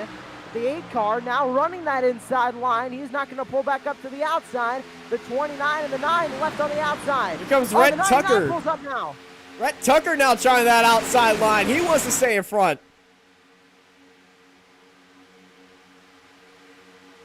A lot of cars on the inside, but the outside line in this lead pack is 4 strong versus 3 strong. So they can make the outside line work here. If the 99 can clear the 8, but who's working behind him? The 29, the 8 car's teammate. He doesn't want to push the 99 past his teammate for the lead. Well, that gravity is going to be helping him around the triangle. The 29's getting into the back quarter panel. That's very risky for Rhett Tucker. He doesn't want to push a car to be in that position, but these guys are going to have the speed on the super stretch, especially if the 99 can keep just a nose in there on the back bumper, and he does. Rhett Tucker's going to have a lot of speed going down the back straight, and he's going to take over the lead right now. And look at the gap they got going. Rhett Tucker can easily go down to the inside, and there he goes. He's going to get back into first place, and now the 8 and the 29 are going to be side by side, and that outside line is falling apart. So Rhett Tucker right back up to where he was most of this race, up in front. The 8 car almost came right up to the 29, but they are all good. As the 8 now second on the inside, the 29 still leading the outside, with the 9 and the 21 now joining him in that line. The 71, the 12, and the 91 round out the inside line in this lead pack. The sleeper pick has made his way up into third. The 71 was chosen by chat user Potential Hazard as a sleeper pick today, and he is showing it all right now.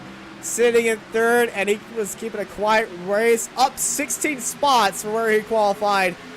Biggest mover so far in the field. And he's sitting pretty in third.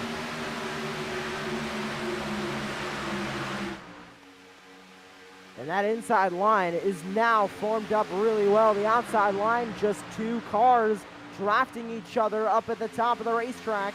That is not helping anybody, but now the 8 pulls up with his teammate, the 29. He wants the lead. Tucker went up to block, not able to get there. Yeah, Austin McKinnon has taken the lead right now. Let's go up to our blimp and just see the Buddy Project has got 1 and 2, and then go down to the inside and hold it off. The 71 almost gets into the 9 right there, side by side, but it's the Buddy Project 1-2. Austin McKinnon leads out this race, and now here comes Rhett Tucker around to the outside. He wants to try to lead out and try to press his luck and get back into the lead. He knows he has a car to lead all by himself, but with this green flag all the way to the end, it's going to be very close, especially if it's just at the end and we get a green-white checker. Some of these guys may have to go in for a splash of fuel, especially if they keep pushing like this. We'll see if they're going to need to, but those guys running back in the draft that are not running full throttle are going to save more fuel than the guys leading this race, who are all the way to the floor, as the 99 going to get his nose out in front of the 8 car with help from the NRE machine of the 9. 2 series sponsors, Malwarebytes and NRE, leading the outside. Well, whoever wins this race is going to get the ad time, I can tell you that, and I think that's going to get the sponsors a big fan base behind them. So, no pressure or anything, but, yeah. Oh, Rhett Tucker goes wide! There's a big disconnect from the 8s!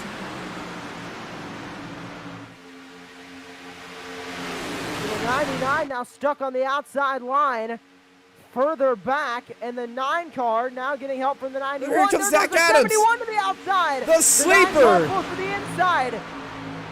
Oh, that outside line is not formed up that well. Everybody's spaced out. The 71, the sleeper, gonna need to pull down to the bottom. Oh, we got a caution. Caution is out. And, well, all these cars in the front are good, but what has brought out the yellow flag?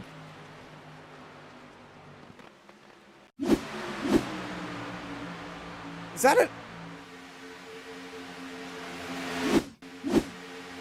What has brought out this yellow flag?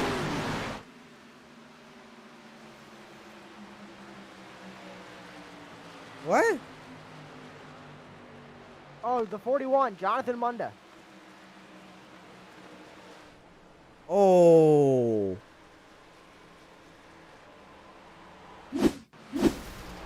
He blew his engine. My. He blew his engine. The car's dead. Yeah, and that led to the car behind him, the 92, going right into him. And around they went going into 3. That brings out a caution in a very particular time, because we only have 37 laps remaining in this race. Or sorry, 27. And this is very big news for these guys up front. And now they can risk it all and stay out on this fuel mileage, because they definitely have enough now. Or they can go into the pits, make some adjustments, and try to fight their way back up front. And let's see if we have any pit takers. 71, the sleeper pick. Sleeping Beauties heading into the pits, as well as the 81 and a few other cars in there as well. But all of our front runners are staying out.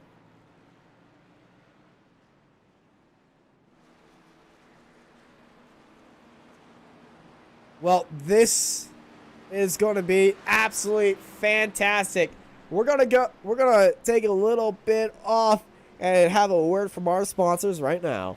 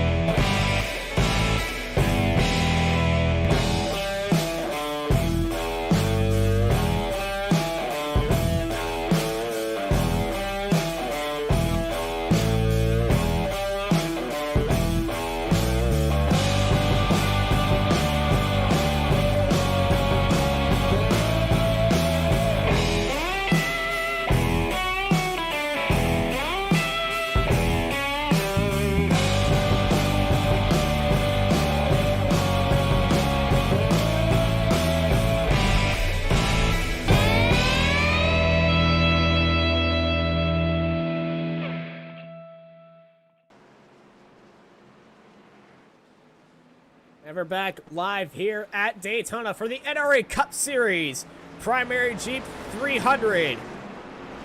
A late caution in stage 3 brings us into crunch time here. It's a buddy project 1-2. McKinnon and Nicholas Sacco controlling the front of this grid. They're followed by Robert Richards, Quentin Casterberry, Bradley LeBoeuf, and Rhett Tucker are top 6. And this is going to be an interesting start because a lot of the guys that have been up front all day are still there, but the teammates are split up again. The 2 cars sitting in 3rd and 4th have also been fast, but they have not been able to find the lead. And the main driver who has been in the lead for most of this race, Rhett Tucker, stuck on the outside line in 3rd. This start is really going to prove who has a fast car towards the end of this race, because with 25 laps to go, when we go green, it'll be 24. Track position is as important as ever. Yeah, track position is important as ever, but importantly, with these guys up at front, most of them have stayed out. They last went into the pits on lap 83. They're just going to be barely skirting it by on fuel mileage at the end of this race. The first person to go into the pits on lap 94 was Zach Adams. Sleeping Beauty himself. He was called a sleeper pick. Let's see if he's definitely going to have the fuel to make it to the end, but we got to see if the cars up front make it there first. Austin McKinnon leads the field to the green. Sacco to his outside. Richards, Castleberry, row 2. LeBoeuf, Tucker, row 3.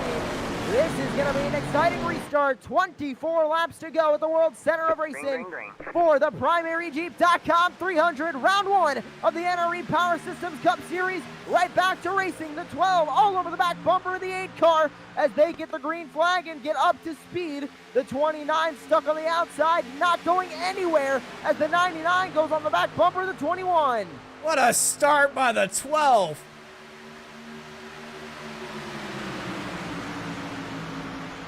The outside line falling back tremendously, but the inside line can't get formed up. What do? Coming down the back straightaway. The 8 car hops up to the outside with his teammate in the 29. The 12 with a wide open racetrack in front of him on the inside. Help from the 9 machine. They grab the lead. Robert Richards to the lead for the first time tonight. I think a car just blew his engine at the back of this grid, or somebody just went hard into a wall. But there was a lot of contact behind these guys, and somebody just went hard into the wall, and that split off a giant group behind these guys. So the 8 car pulled back down to the inside to cover the 12. His teammate in the 29 now back stuck on the outside. The 12 trying to side draft the 29 as they come off at turn 2. Will the 8 car pull back up to help his teammate? No, the 12 car stuck in second on the inside. That 12 car stuck straight behind the 8, and if you're going for a fuel mileage run, that is exactly where you want to be. But you don't want your team, the two teammates running in first and second. And also look at the Rhett Tucker Esports guys holding that outside lane. So the teammates split up at the front. The 99 still stuck behind the 21. That 9 machine, the NRE Chevrolet, third on the inside with the 2 and the 05 behind. It was a great run from the 05. We saw him have damage earlier in the race, and I think he still has that damage, but he is running currently in the top 10, fighting his way back up through the field. What a run from Max Steck tonight. Yeah, Max Steck as Austin McKinnon pulls out to the outside. The Buddy Esports, the Buddy Project guys are just doing well, and they buddy up, and now they're 1-2 on that inside road, and I think these guys are going to stay right there unless that outside line gets a massive push. And it's the Rhett Tucker Esports guys with Rhett Tucker currently in 5th and being the big pusher of that group. Austin, oh, he's pushing these guys to the wall. It's getting scrappy up here with 21 laps to go. I think it's a little bit aggressive for this amount of time. I'd say sit back, relax, wait for 10 to go. Come across the line this time by onto 20 to go. Over 100 laps, going to be down in this race. It has been a long and a grueling one, but it's all going to pay off as the race comes to a close. The 21 and the 99 drafting on the outside, trying to grab the lead away from the Buddy Project teammates on the inside. This is beautiful side-by-side super speedway racing. The 21 of Clinton Castleberry, what a name that is, takes the lead and leads this lap here at Daytona. That outside line, the Rhett Tucker Esports guys are getting a great push and a great run down to the back straight, and I think they're going to try to swoop down onto the inside and pick up that 1-2. They're just a little bit ahead of the Buddy Project down there in the bottom lane. Everybody 2x2. It looks like they're running pace laps here at Daytona. Huge shove from Rhett Tucker to the 21 of Clinton Castleberry. The 21 clears the inside line. Brand new leader at Daytona. Yeah, he's going to be waiting there for that outside line. He wants Rhett Tucker to clear these guys first before both these guys swoop down to the inside. It's a teammate battle at the front. Buddy Project and Rhett Tucker Esports. So they're still side by side though. The 21 stayed up on the outside to help Tucker. He's still going to clear him. Well, the 99 cleared too. The 8 and the 29 following back on the inside. The 21 gets the lead. He clears him on the inside. Now running the double yellow. That's a good move by Clinton Castleberry. Secure the lead for Rhett Tucker. And now Austin McKinney is looking a little bit feisty right there on the bottom. And I think Clinton Castleberry are going to start playing a little bit of games to get Rhett Tucker back up there. But look at that outside line. We got 4 cars neatly packed in there, but not tightly packed as that bottom line. And here we go. Rhett Tucker trying to use that outside line, but he has the 91 behind him. We have seen all night the 91 not the best at pushing, especially when it comes to that outside line. But the 99, I think he might have enough speed in that Ford Mustang to push his way up to the front himself. With the 71, third on that outside line. I think if he had the 71 behind him, he'd have a little bit of an easier time grabbing the lead. But as I say that, they're side by side for the lead right now. 71's the freshest car out there. He's the only one in this group that actually went into the pits, and the only one that knows he can make it to the very end of this race by pushing his brains out. And these guys up here, they're going to have to lift and coast for a little bit to save this fuel mileage. They last went into the pits on lap 83. Just 37 laps left in this race. So, ooh, that is clinging to those numbers and hoping the nerds up there on the pit wall are right. And they did have a caution, so that is going to help them, but still, it is just barely enough. That's going to be important when they come to the closing laps of this race, because they need to know that they can go flat out and race as hard as they can to try and get this win. As the sun begins to set here at Daytona, it comes back out the entire back straightaway in the sunlight as the entire field races down the super stretch. 80 degrees, the track is getting hotter. Actually, it's getting colder. It was 86 earlier. And oh, the 8 of Austin McKinnon is got loose coming into turn 3.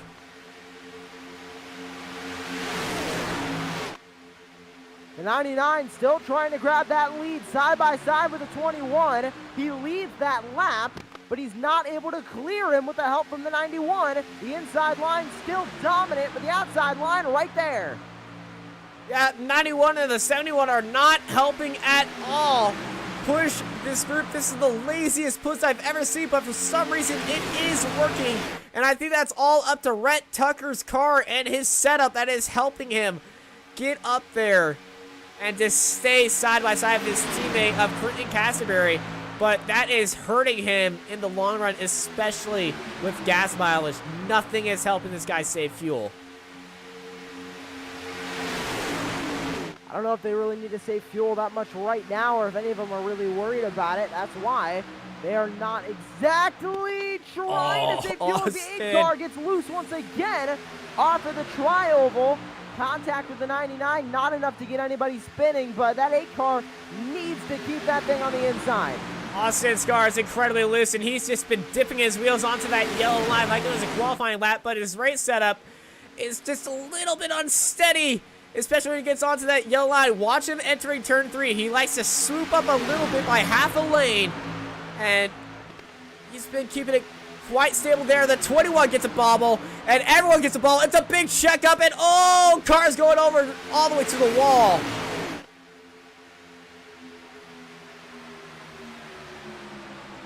Still side by side for the lead. Rhett Tucker able to battle back on the outside. The 99 and the 21 side by side. The 8 and the 29 have been working together all night, 2 teammates, but they are currently stuck on the inside line behind the leader. Got a laps car in front of him. It looks like, yeah, that car has no hood at all. So I'm unsure of who that is, but he's just going to park it. It's a 92, and he's just going to, ooh, he's going to try to park that thing down onto the bottom and let these guys by. That is a very smart move. And hopefully he doesn't spin on corner entry, because I want to see this thing go green all the way to the end.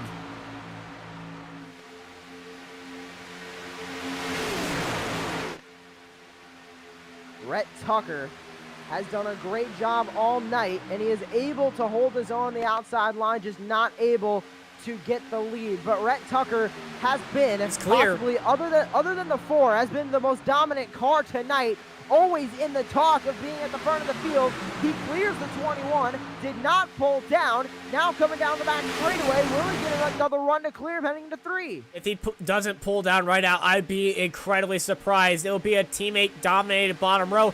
He's not pulling down. He got the lead, waiting for the 91 to get clear. I think he was for a moment there, but the 99 keeping that outside line together as they come up a 4. Rhett Tucker leads the way. You know, this might be a teammate move. Have the teammates lead the bottom line and the outside line and absolutely control this race behind them. 2 Rhett Tucker Esports machines leading the way on the outside and the inside. When they come across the line this time by, it'll be 10 laps to go at Daytona, side by side, all the way through the pack. Yeah, cars going down below the yellow line. That's the 94 trying to find some clean air. The speed is just too much for the 91. He's just trying to, oh, it looked like he was going to try to go 3 wide here on the back stretch.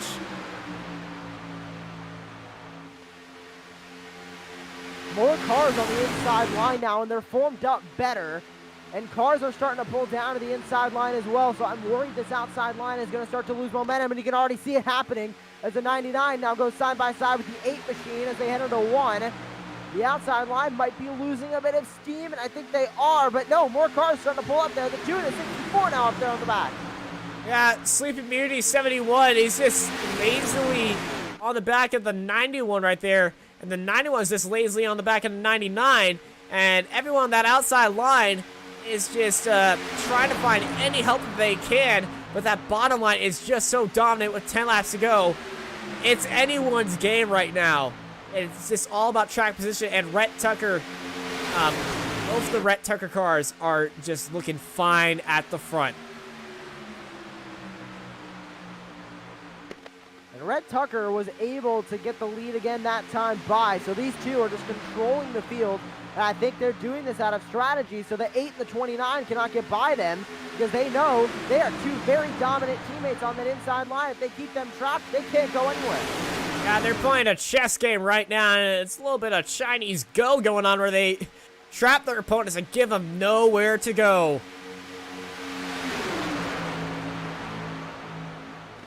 So using some military tactics. I love this. Inside line got a little bit deformed there towards about the 4th spot with the 12 car. He falls back into line. A lot of tires starting to wear. A lot of cars starting to get loose. And you can see it happening. Everybody moving around, even on the straightaways throughout the field. Everyone's cars starting to get light. They're starting to dance around, but everybody's keeping them under them with 8 to go. Everyone's car is getting lighter, but one car is heavier than the rest, and that's because he is full of fuel, and that is Zach Adams back there in that 71. Can Zach Adams get up to the lead? He's going to need to get by the 91. I think for anybody, mainly maybe second row or back, they're going to need to start a 3rd line if they want any chance at the win. And with 7 to go, I'm expecting we might see a 3rd line get tried here soon. If we go 3 wide here, I'll try to eat a hat. Are you sure about that, Austin? I said I'll try. I never said I would. Well, I'm expecting the recording next time we broadcast the NRE Power Systems Cup Series. I think we're going to try some 3 wide here soon, but it depends on when, because I'm thinking we might have a greater chance of wrecking if they do go 3 wide, so they need to wait until a little bit later on. But everybody 2 by 2 looking like the interstate right now. 71's getting into the back of the 91. Oh, bump drafting on 3 and 4 is not wise at all. And that 3 wide for the lead is actually looking pretty plausible. But that bottom line is just holding so dominant. And I don't think any of these guys want to go 3 wide right now. Because it's just, no one's going to be helping them at all if they go 3 wide. Pace lap at 200 miles an hour right now as they come down the back straightaway. That current speed of these cars, 206 miles an hour. Top speed hitting 212 miles an hour, and that is Tyler Peacock recording that one, the 81. He's at the very back of this group.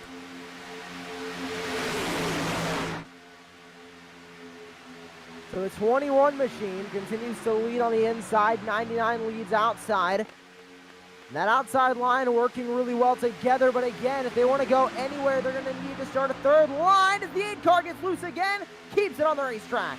You really want to hear me try to eat my hat. I really do. The thing is, they had to go 3 wide for the entire lap for that to count. Hey. Wow, okay, you're just making up rules as you go now, Austin. Yeah, that's what we do here. Back to the racing on the track as they go into turn 3. The 21 with a slight advantage, and the 8 car now trying to push the 21. I think he's trying to push the 21 clear of the 99 and then get himself clear of the 99 so he can hop up to that outside and try and get the lead away. But right now, everybody just staying double file, multiple rows deep for 4 laps to go. Austin and Kenneth was trying that middle line. I'm not sure. I think he's going to try to be like a little pick and push his way between the 99 and the 21 and try to break up this party. But if someone is going to be turned, it's going to be one of these 2 cars at the front.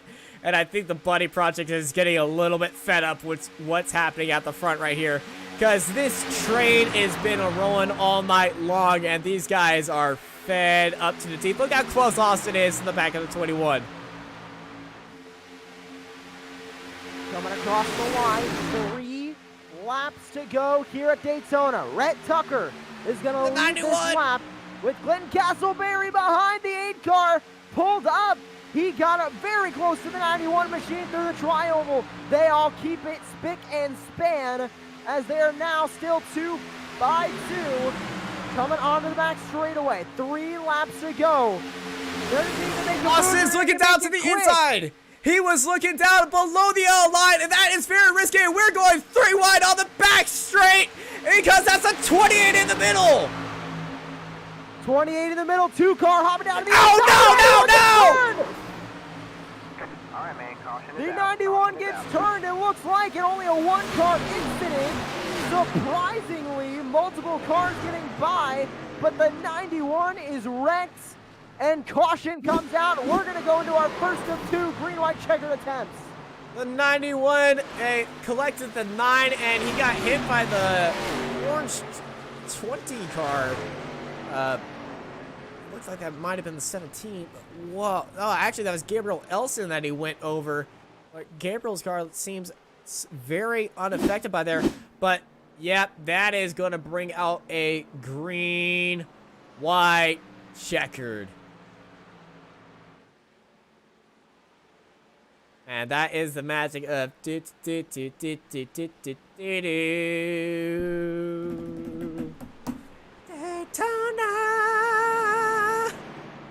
What? Are these guys going to try to go to the pits? Because they are That is the golden question. They are at the end of their fuel stint. 3 more laps. A little bit over because this pace car will end it on 199. So it's technically 1 more lap that they will know. These guys are just barely at the edge of their fuel capacity.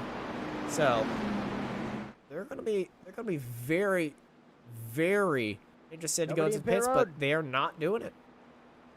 And Zach Adams is in Nobody third. coming down pit road. Zach Adams has made his way up to 3rd, up 16 spots tonight. What a night for him. Actually, The Sneed. 49 comes down pit road. We haven't talked about him all night. That's Clinton Sneed. He's just at the back. He's the last car in the lead lap, so I completely understand this strategy. Once again, the race will be extended for a green-white checkered finish, so we will go green. We'll complete 1 lap, then take the white flag. At the end of that lap, the checkered flag will wave. They need to get to the white flag for it to be an official attempt. If they get another caution on the green flag lap, we will rack them up and go them again. We have 2 attempts at a proper green-white checkered finish here tonight, so we will hopefully be ending this race under green. Oh. This depends on when. He just hit the wall. It looks like that lapped car just gave the wall a little bit of a tap right there. Trying to get around Rhett Tucker. But our top 5, it's Rhett Tucker.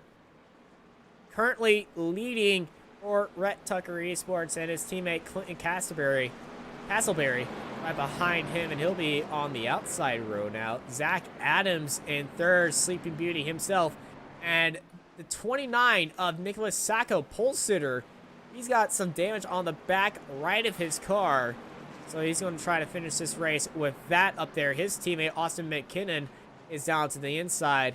Gabriel Ilson is sitting in 6th place. They're followed by Robert Richards, Derek Mullins, Eric Zimmerman, Bradley LeBoeuf, Max Steck, who has somehow kept his car going after it not having a bumper. Does he still have a bumper? With TJ Wood right behind him, Ryan Kendall, Taylor Peacock, Clinton Sneed, who just came out of the pits, and Brendan Bullock, all your cars on the lead lap. As 2 by 2, getting ready to go back to racing into the green-white checkered finish. Lap 121. We're over the scheduled distance, Austin. Yes, we are, and we went over to Racecraft TV Super HD mode, showing more of the screen for your pleasure. So here we go. This is going to be the most important restart of this race, considering it is a great possibility of being the last one. Rhett Tucker going to lead the field to green. The 21 on the outside of Clinton Castleberry Zach Adams in third. He's going to be behind the 99. Nicholas Sacco in fourth. He is going to be behind the 21, with the 29's teammate, Austin McKinnon, third on the inside line in fifth. As they move all the way down the back straight and go into turns 3 and 4. It's a Rhett. Well, we've seen this before, but the roles have been swapped. Rhett Tucker now on the inside and Clinton Castleberry on the outside. But it's still a Rhett Tucker Esports controlled front of the grid. Well, here we go. Field double file once again. Possibly the last restart of this race here. Green, white, checkered. The iRacing Ford Mustang pace car down into the safety of pit road. The 99 in control of the start. We're underway. The 99 with a great start. The 21 not getting. Oh no! Castleberry's in the wall! The round. Caution is out. Oh no! They got turned. The 49, the 68, the 64 get turned as well. But that is so unfortunate. Up on the restart, the 71 got into the back corner of Clinton Castleberry, and this is a bit. This looks just like the Ryan Newman crash at the Daytona 500. Oh, that is so unfortunate right there.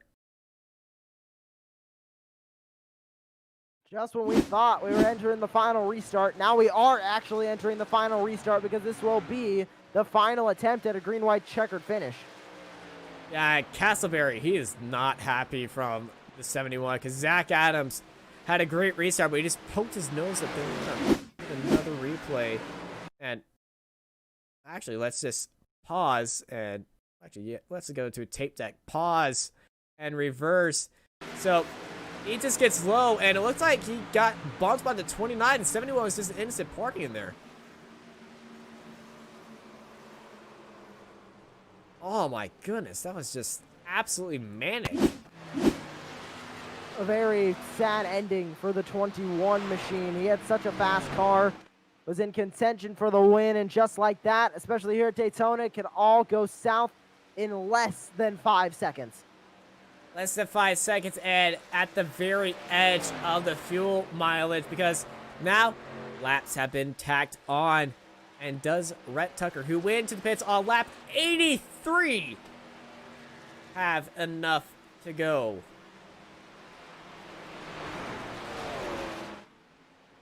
And the car started beside him. Zach Adams went to the pits on lap 94. So he definitely has the fuel to go on. And Zach Adams, we called him Sleeping Beauty because, well, he's been picked at the 71 Brothers racing car. This definitely is a big sleeper pick, and he has made his appearance known in this stage 3, and I think he's prepping for a restart of the century to try to jump up into the lead ahead of Rhett Tucker. That's going to be a big ask, though, but he is definitely prepared for it. And this is going to be an exciting restart. I'm hoping they can get through it without wrecking, because this will decide the winner of this race after over 120 laps of action. Yeah, but it's all about fuel mileage now. Who's got the best car for fuel? And this field has spread out extremely wide because everybody is on fumes right now. And I think we have a car actually out of fuel on the back straight. Is that? Yeah, it's Castleberry. Clinton Sneed is going incredibly slow.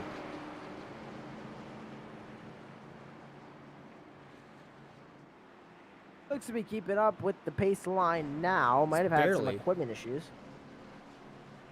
Like, these guys are just barely touching the throttle. We have cars just sitting on the apron right now. This is going to be so close. And I'm seeing a few Racecraft TV banners right now. And thank you, guys.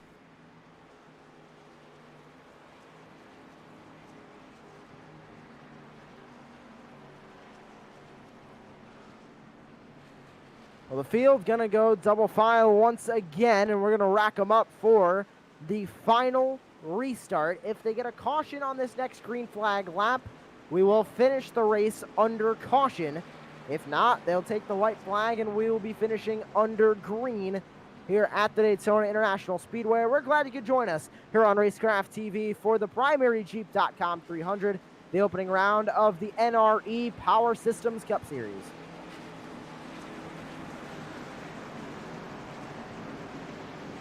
Yeah, and if you want more action here from the NRE Power Systems Cup Series, be sure to check out the NRE Truck Series. That's going to be happening on Friday nights.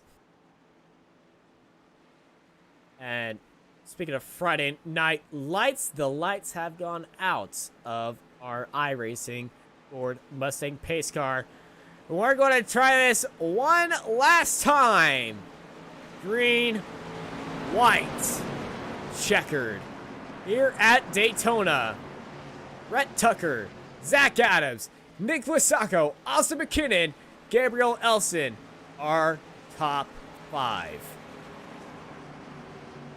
The 71, we've been talking about him towards the end of this race as being the sleeper pick for this win. He has a chance at it. The 29, the 8, two dominant teammates. They've been up front all night. They have a chance at it. You can even go back to the 3rd row. The 12 has a chance. The 2 has a chance. The 27 has a chance. But it's all in the hands of the 99 of Rhett Tucker. He controls the field. Green flag. The final restart here at Daytona. The 99 gets a great start. The 71, no help on the outside line. He's going to quickly fall back. The 29 will take over 2nd place. The 8 just didn't even go, and there's a massive hole behind the 71. The 71 has no help out the outside. The 2 goes onto the outside. We're going 3 wide and turn 2. No space being given as they come down the back straightaway. The 2 gonna go right down the middle. No help there for the 2 machine. That Ford Mustang gonna fall right to the back. But here they come into 3. The 71. Oh, the 2 gets into the 71. Massive caution. And that will finish the race. Your winner is the 99 of Rhett Tucker. It's a shame it finishes like that, and the white flag is in the air, and the win goes to Rhett Tucker of Rhett Tucker Esports. Nicholas Sacco, the pole sitter, finishes in 2nd with Gabriel Ilson completing that podium in 3rd place, and that is just the most unfortunate way it could have ended. The 29 and Nicholas Sacco comes home 2nd. Gabriel Ellison. We haven't talked about the 27 all night. What a solid P3 finish from him. Yeah, Gabriel was very nice. He even had a car land on his roof for a bit. Didn't receive any damage from there, but that white and orange 21 car, oh, he's going to be happy, especially his sponsors at Pinnacle Jiu-Jitsu. That rear end's seen better days, but we favor driver safety here and not wanting to just be every finish a massive caution. So we're gonna pull a smart move here. We're gonna be ending out this race under the yellow times because Rhett Tucker is going to take the win. Gabriel Ilse is getting a little bit of a nudge from the 9 of Bradley, who is not happy about that. The 99 of Rhett Tucker grabs the win at Daytona. What a night of racing here on Racecraft TV. The NRE Power Systems Cup Series Week 1. The primary Jeep.com 300. Rhett Tucker is your winner here at the World Center of Racing. What a race we've had here at Daytona. It was absolutely beautiful. 2 hours here. And Rhett Tucker is our winner. And he's going to speed up, and I think we're going to get some beautiful, beautiful donuts. But first, I think we need to read some results.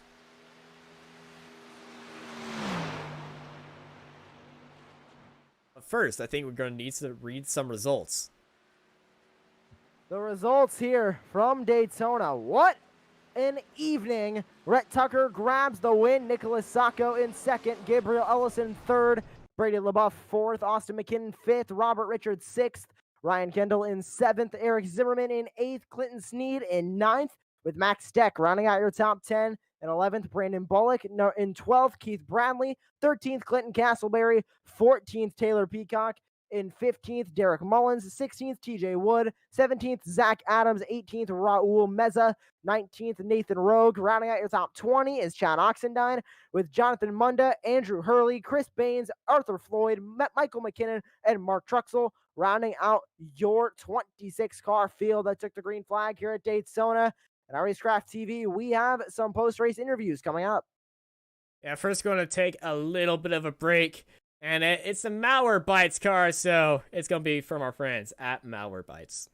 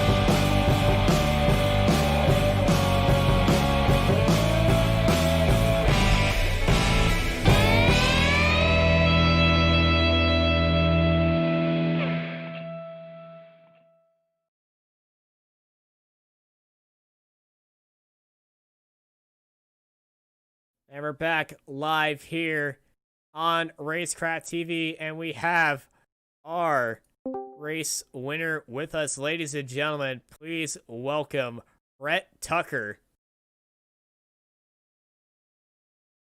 whose microphone is muted. We'll try it again. Ladies and gentlemen, please welcome Rhett Tucker.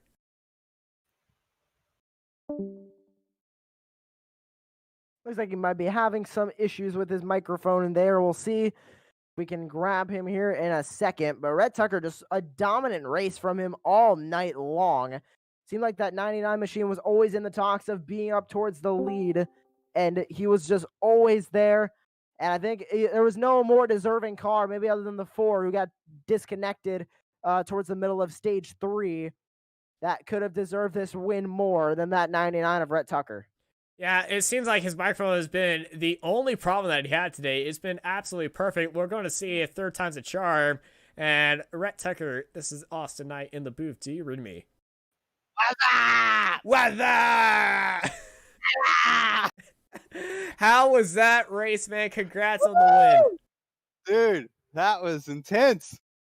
It certainly was. You had 2 green-white checkers, but you and your teammate, Clinton Castleberry, have been controlling the front of the field. And, oh, what a incredible 129 laps you guys had. Dude, yeah, we were just kind of winging it, man. We were up there. He moved down, and I was like, bro, they're going to have to make a crazy move, man. We got to, hunker down. Well, you definitely hunkered down and took the win at, I would say, probably the most prestigious racetrack in NASCAR at Daytona. What are your exact feelings after taking that checkered flag? Man, I'm pumped. I was so worried that I was going to get wrecked out of the lead, man. It happens to me all the time at Daytona. Well, stoked. It didn't happen right there, and you are definitely stoked. Well, we're going to let you go and celebrate, but before you go, anyone you want to thank? Yeah, man, I got to thank you guys, Racecraft TV, for putting the show on, man. I got to thank Michael McKinnon, Brady LaBeouf, running the show. My teammates, wish they were all there with me. I got to thank my son, Raiden Tucker. Love you, buddy. And Malware Bytes and RTR, man.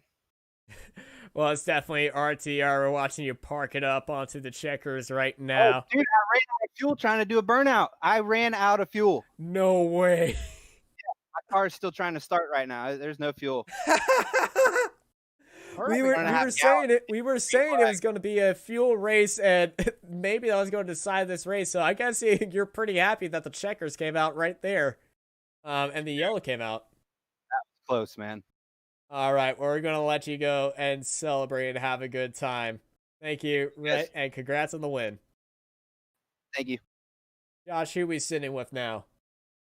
We're going to grab your P2 finisher, Nicholas Sacco. Nicholas, welcome to the Racecraft TV booth. A great night for both you and your teammate, the 8 of Austin McKinnon. Talk about you working with your teammate all night and how you were able to stay up front for the majority of this race tonight.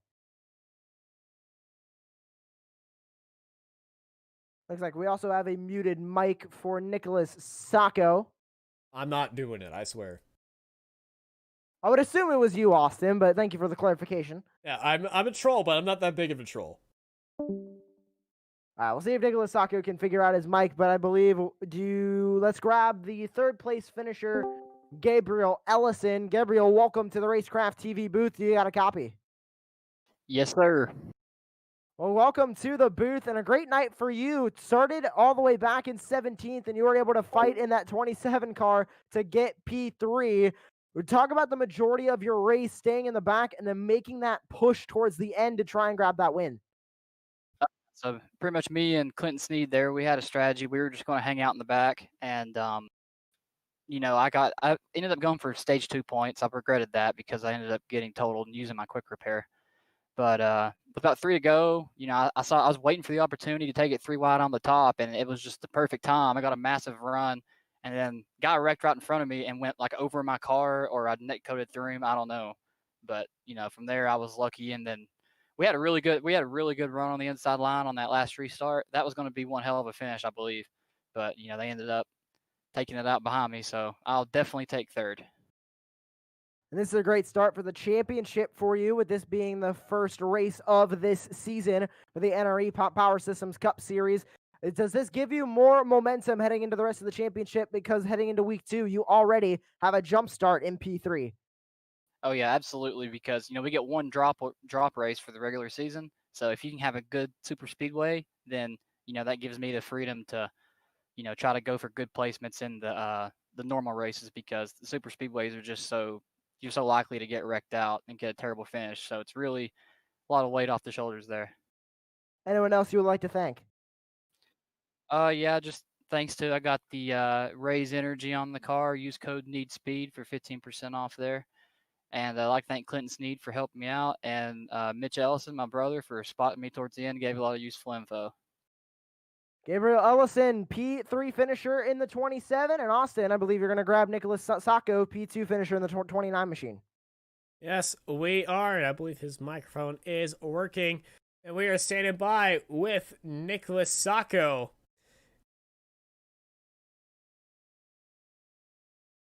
Nicholas, do you have a copy?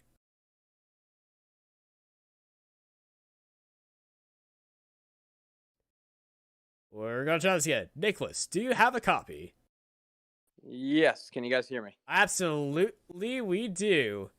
So, congrats on getting 2nd place. You were in the right spot, and unfortunately, it finished under a yellow. But we were let know by Rhett that fuel was at a premium right here. Were you at the very edge of fuel economy at the end of this race? Yeah. I think we could get like 37, 38 laps. I think the cautions helped us out a little bit. I think I had about a gallon left. So he was out front, I believe, so he probably wasn't off the gas at all. So that's why he had a little bit of trouble. But I was off the gas a lot, so I probably gained a few laps on him there. Well, going into the final green-white checker, what was your headspace on that restart? I just knew I had to get in front of the guy on the outside and wanted to get in behind the leader, because on the last lap I was going to try to make my run, but obviously we didn't get to the white flag. So, but hey, 2nd place.